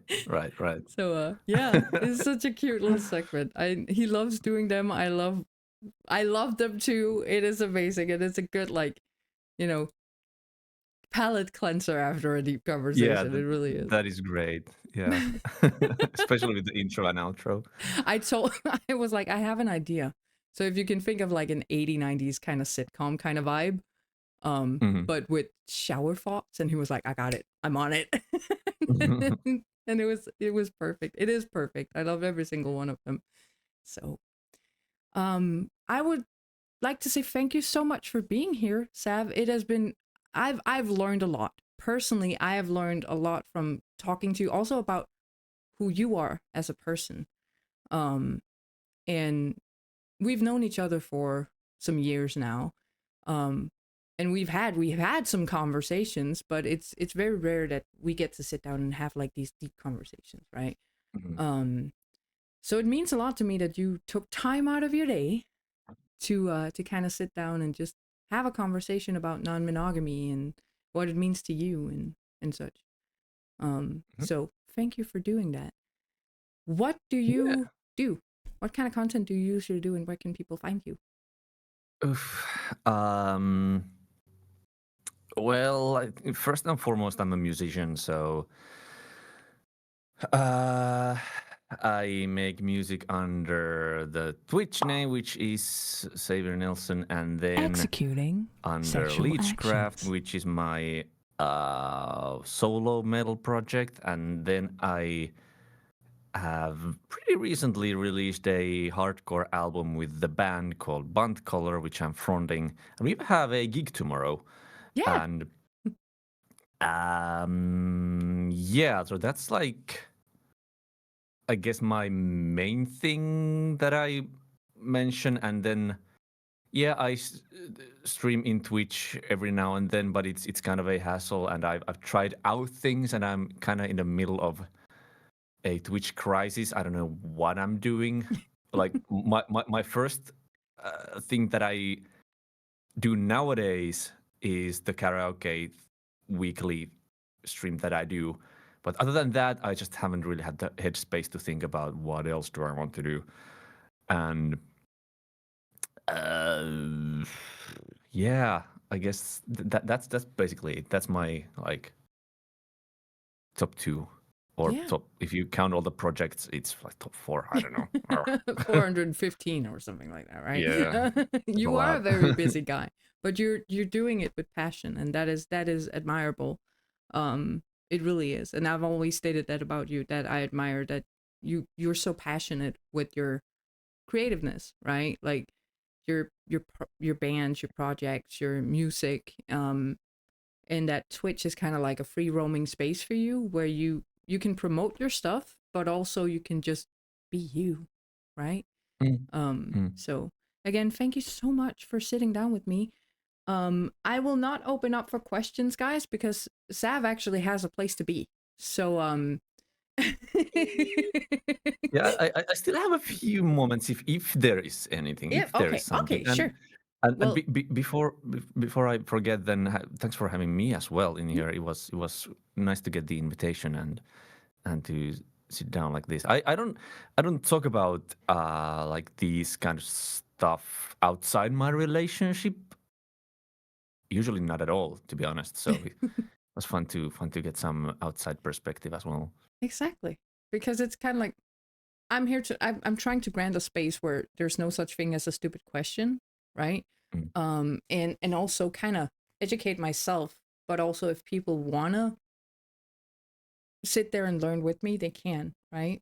And as you also said, like, it's the whole self-reflection. It's the betterment of yourself. It is like learning, right? And I'm all for that. In that sense that and you and I are very alike. And this is why I have this mental Monday today on a Wednesday, but yeah. It's also it's kind of fun for me with these sit downs to learn a little bit more about my friends and their mindsets and such. And I know that a lot of the questions are very intimate and very raw. But I always try and say, like, it's with your comfortability. So whatever you feel you want to answer, go ahead. There is no like there is no such thing as like I never want people that come here to feel uncomfortable is what I'm trying to say. So yeah, but you answered we have steered away from some of my questions so much that a lot of the questions I've asked you have been from the top of my noggin. And that indicates for me the flow of the conversation has been exceptionally good. And I wanted to dive deeper into something about you personally or about the subject, right? So kudos to you for creating a space for me to be able to be curious, right? That means a lot to me. And also for you to ask question backs and also give your own knowledge back, right? Because we are all here to learn, and it means a lot that you're willing to share. If there is anyone out there lurking, listening in, however it may be, and you have a question for Sav, feel free to speak now or forever hold your peace. Sounds a little threatening, but okay. I'm definitely not holding a knife under my table. Ask now or else. Or else. Dex asks, how does your career affect your relationships? That's a really good question.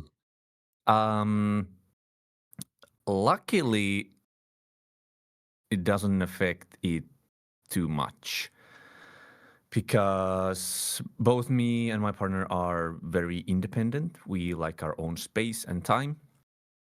So, well, actually, on our first date, I already mentioned that, in 9 months, I'm going to go away for 3 months. Yeah.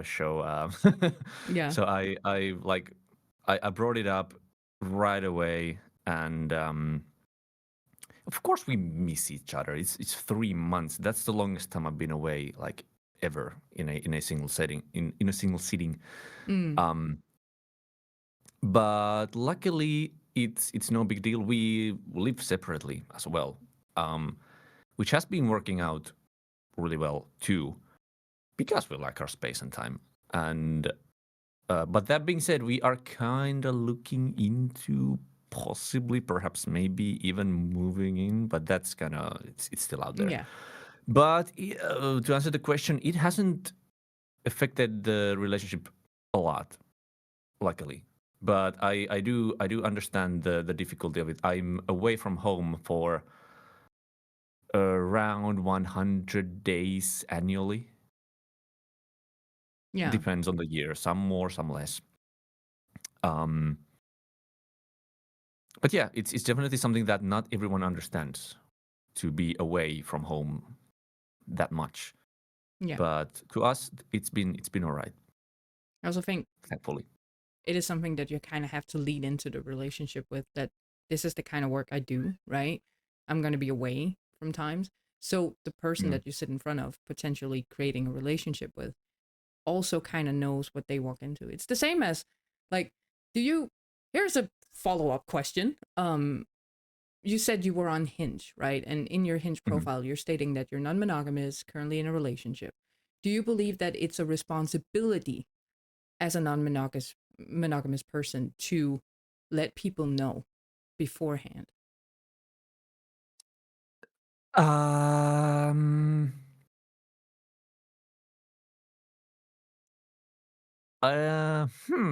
don't think it's necessarily a responsibility, but I highly encourage it, because I have had one disastrous date where I didn't mention it beforehand because I thought, because I used to go into a date and tell them there, but I learned through a very disastrous date that yes, mention it beforehand because he was a really nice person, a really like awesome person, and I really liked them, and I hoped that we would have developed something out of it. But then they were crushed by the fact, and they just completely locked in. They couldn't function anymore. They couldn't do anything else than just leave.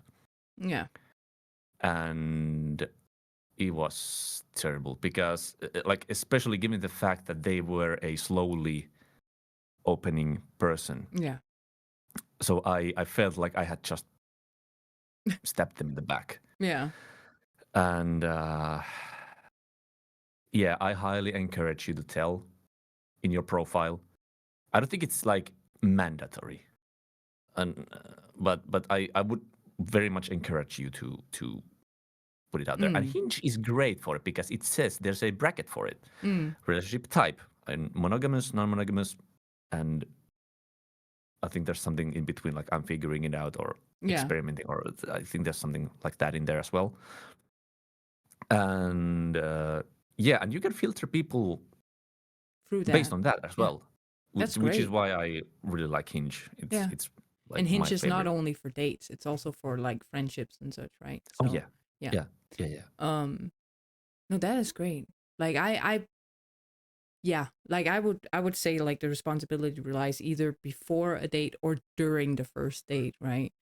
If you're not relating it, because there is there is a little bit of responsibility in telling people, because people can be blindsided by the fact that as you experienced yourself, right? It can be kind of daring if you're a monogamous person and then all of a sudden you're sat there in front of this incredible person you're on a date with, and then they're like, by the way, right? So I think it goes to everything, like every kind of dynamic, but also with your sexuality or your gender, right? There is as soon as you want to introduce a person into your life, it's your responsibility to kind of relate them to how you function as a person, right? Yeah. So they know what they step into somewhat, right? Not everything. You should not sit there and tell I'm not saying you should sit there and share your life story and all your trauma on the first date. I'm simply stating that maybe you should like clarify like what your sexuality is. If you have like kinks that needs to kind of like, if you have special needs, right? Just so you don't get like stepped on or step on any toes. It's just easier to get it out of the way so you don't, again, back to the whole waste other people's time, right? Any other questions out there that they're burning in people's palms? That was a really good question, because your career could definitely kind of affect relationships. Yeah. But I also feel like it takes kind of a certain person to also accept that, right? Especially like the individuality. Like you would have to be with a person who's not going to sit on your lap, right? Yeah. With that. I feel like I should present crickets. People are typing away. Hopefully. Yeah, there you go. Not for me, thanks for sharing and getting to know you more. Yeah, like I love these sit downs because I get to know my friends a little bit more. And yes, even though Sav and I don't talk on a day-to-day basis, I consider him a friend. I've gone to him enough and complained about boys, not men, boys. I think we can agree on that.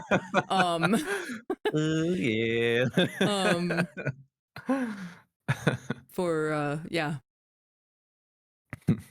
To call him, Sav knows too much to not be a friend. Let me say that. Right. So, and it was the same when I sat down with Dex and Lule and everybody else. It's like, it's a different setting, right? in a different kind of conversation. Because usually when you have deep conversations with your friends, it kind of goes everywhere because you're in the moment, right? Whereas this is more like a directional conversation about a certain topic, and you're kind of forced to stay within that. So but yeah, I think we're gonna close it off here, guys. So if there is any last minute questions, please say it now, or else we're gonna. Do you have any person out there you want me to raid into, Seth? Let's see.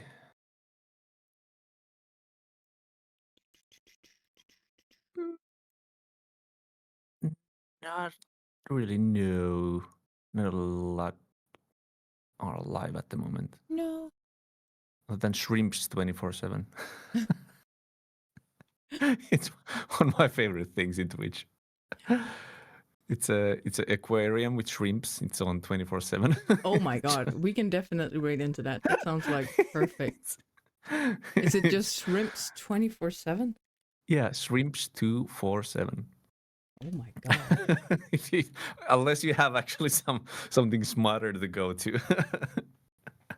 No, I love this. Jesus Christ. It's the same with that duck camera, all right? There are a lot of people have raided into that duck pond. I can't remember what it's called, but this is and there's I can't remember what it's called, but there's a dam. And there's a camera in the water, and when there's a fish on the camera, you can open the dam it. to put it through. I do. Yeah, I've seen that before. It is so good. Hope you're having a good day. Don't worry about responding. Do your thing. Just wanted to say hi. And hi as in hi. Hi. Hi to you too, time. Hi to you. Again, I will take just a minute here to say thank you so much for being here, Sav. I highly appreciate it. You have educated me, and I hope also some other people out there about what non-monogamous means to you, or non-monogamy means to you, but also in general what it can look like, not what it looks like, because it has many shapes and forms, right? And I want to say thank you for sharing so much of yourself, because it can feel intimate, and it can be scary to share these parts of you when it's a private thing. So thank you for jumping on board and sharing you with us. It means a lot. Thank you too. Thank you too. With that being said, we're gonna go watch shrimp on camera. Woohoo! Hell yeah, shrimps! I like the guitar since Xavier's knows background. Just got here, so sorry, out of pocket, but want to say it. Well, they are definitely there every single time he goes live, so make sure to check him out. He is on Twitch. He has Jesus Christ. different, like, he has a link tree on his page. He creates music as well. Very creative, outletic person that we enjoy here so much. So yeah, that's Jesus Christ. Can I spell? No, 24/7. Shrimps, exactly.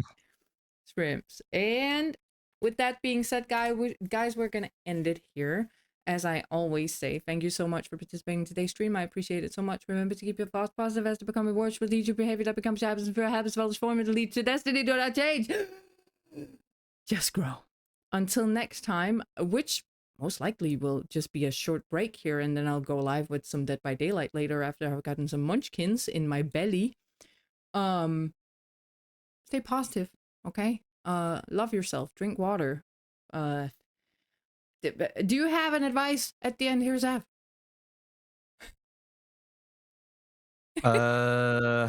Hydrate. Yeah.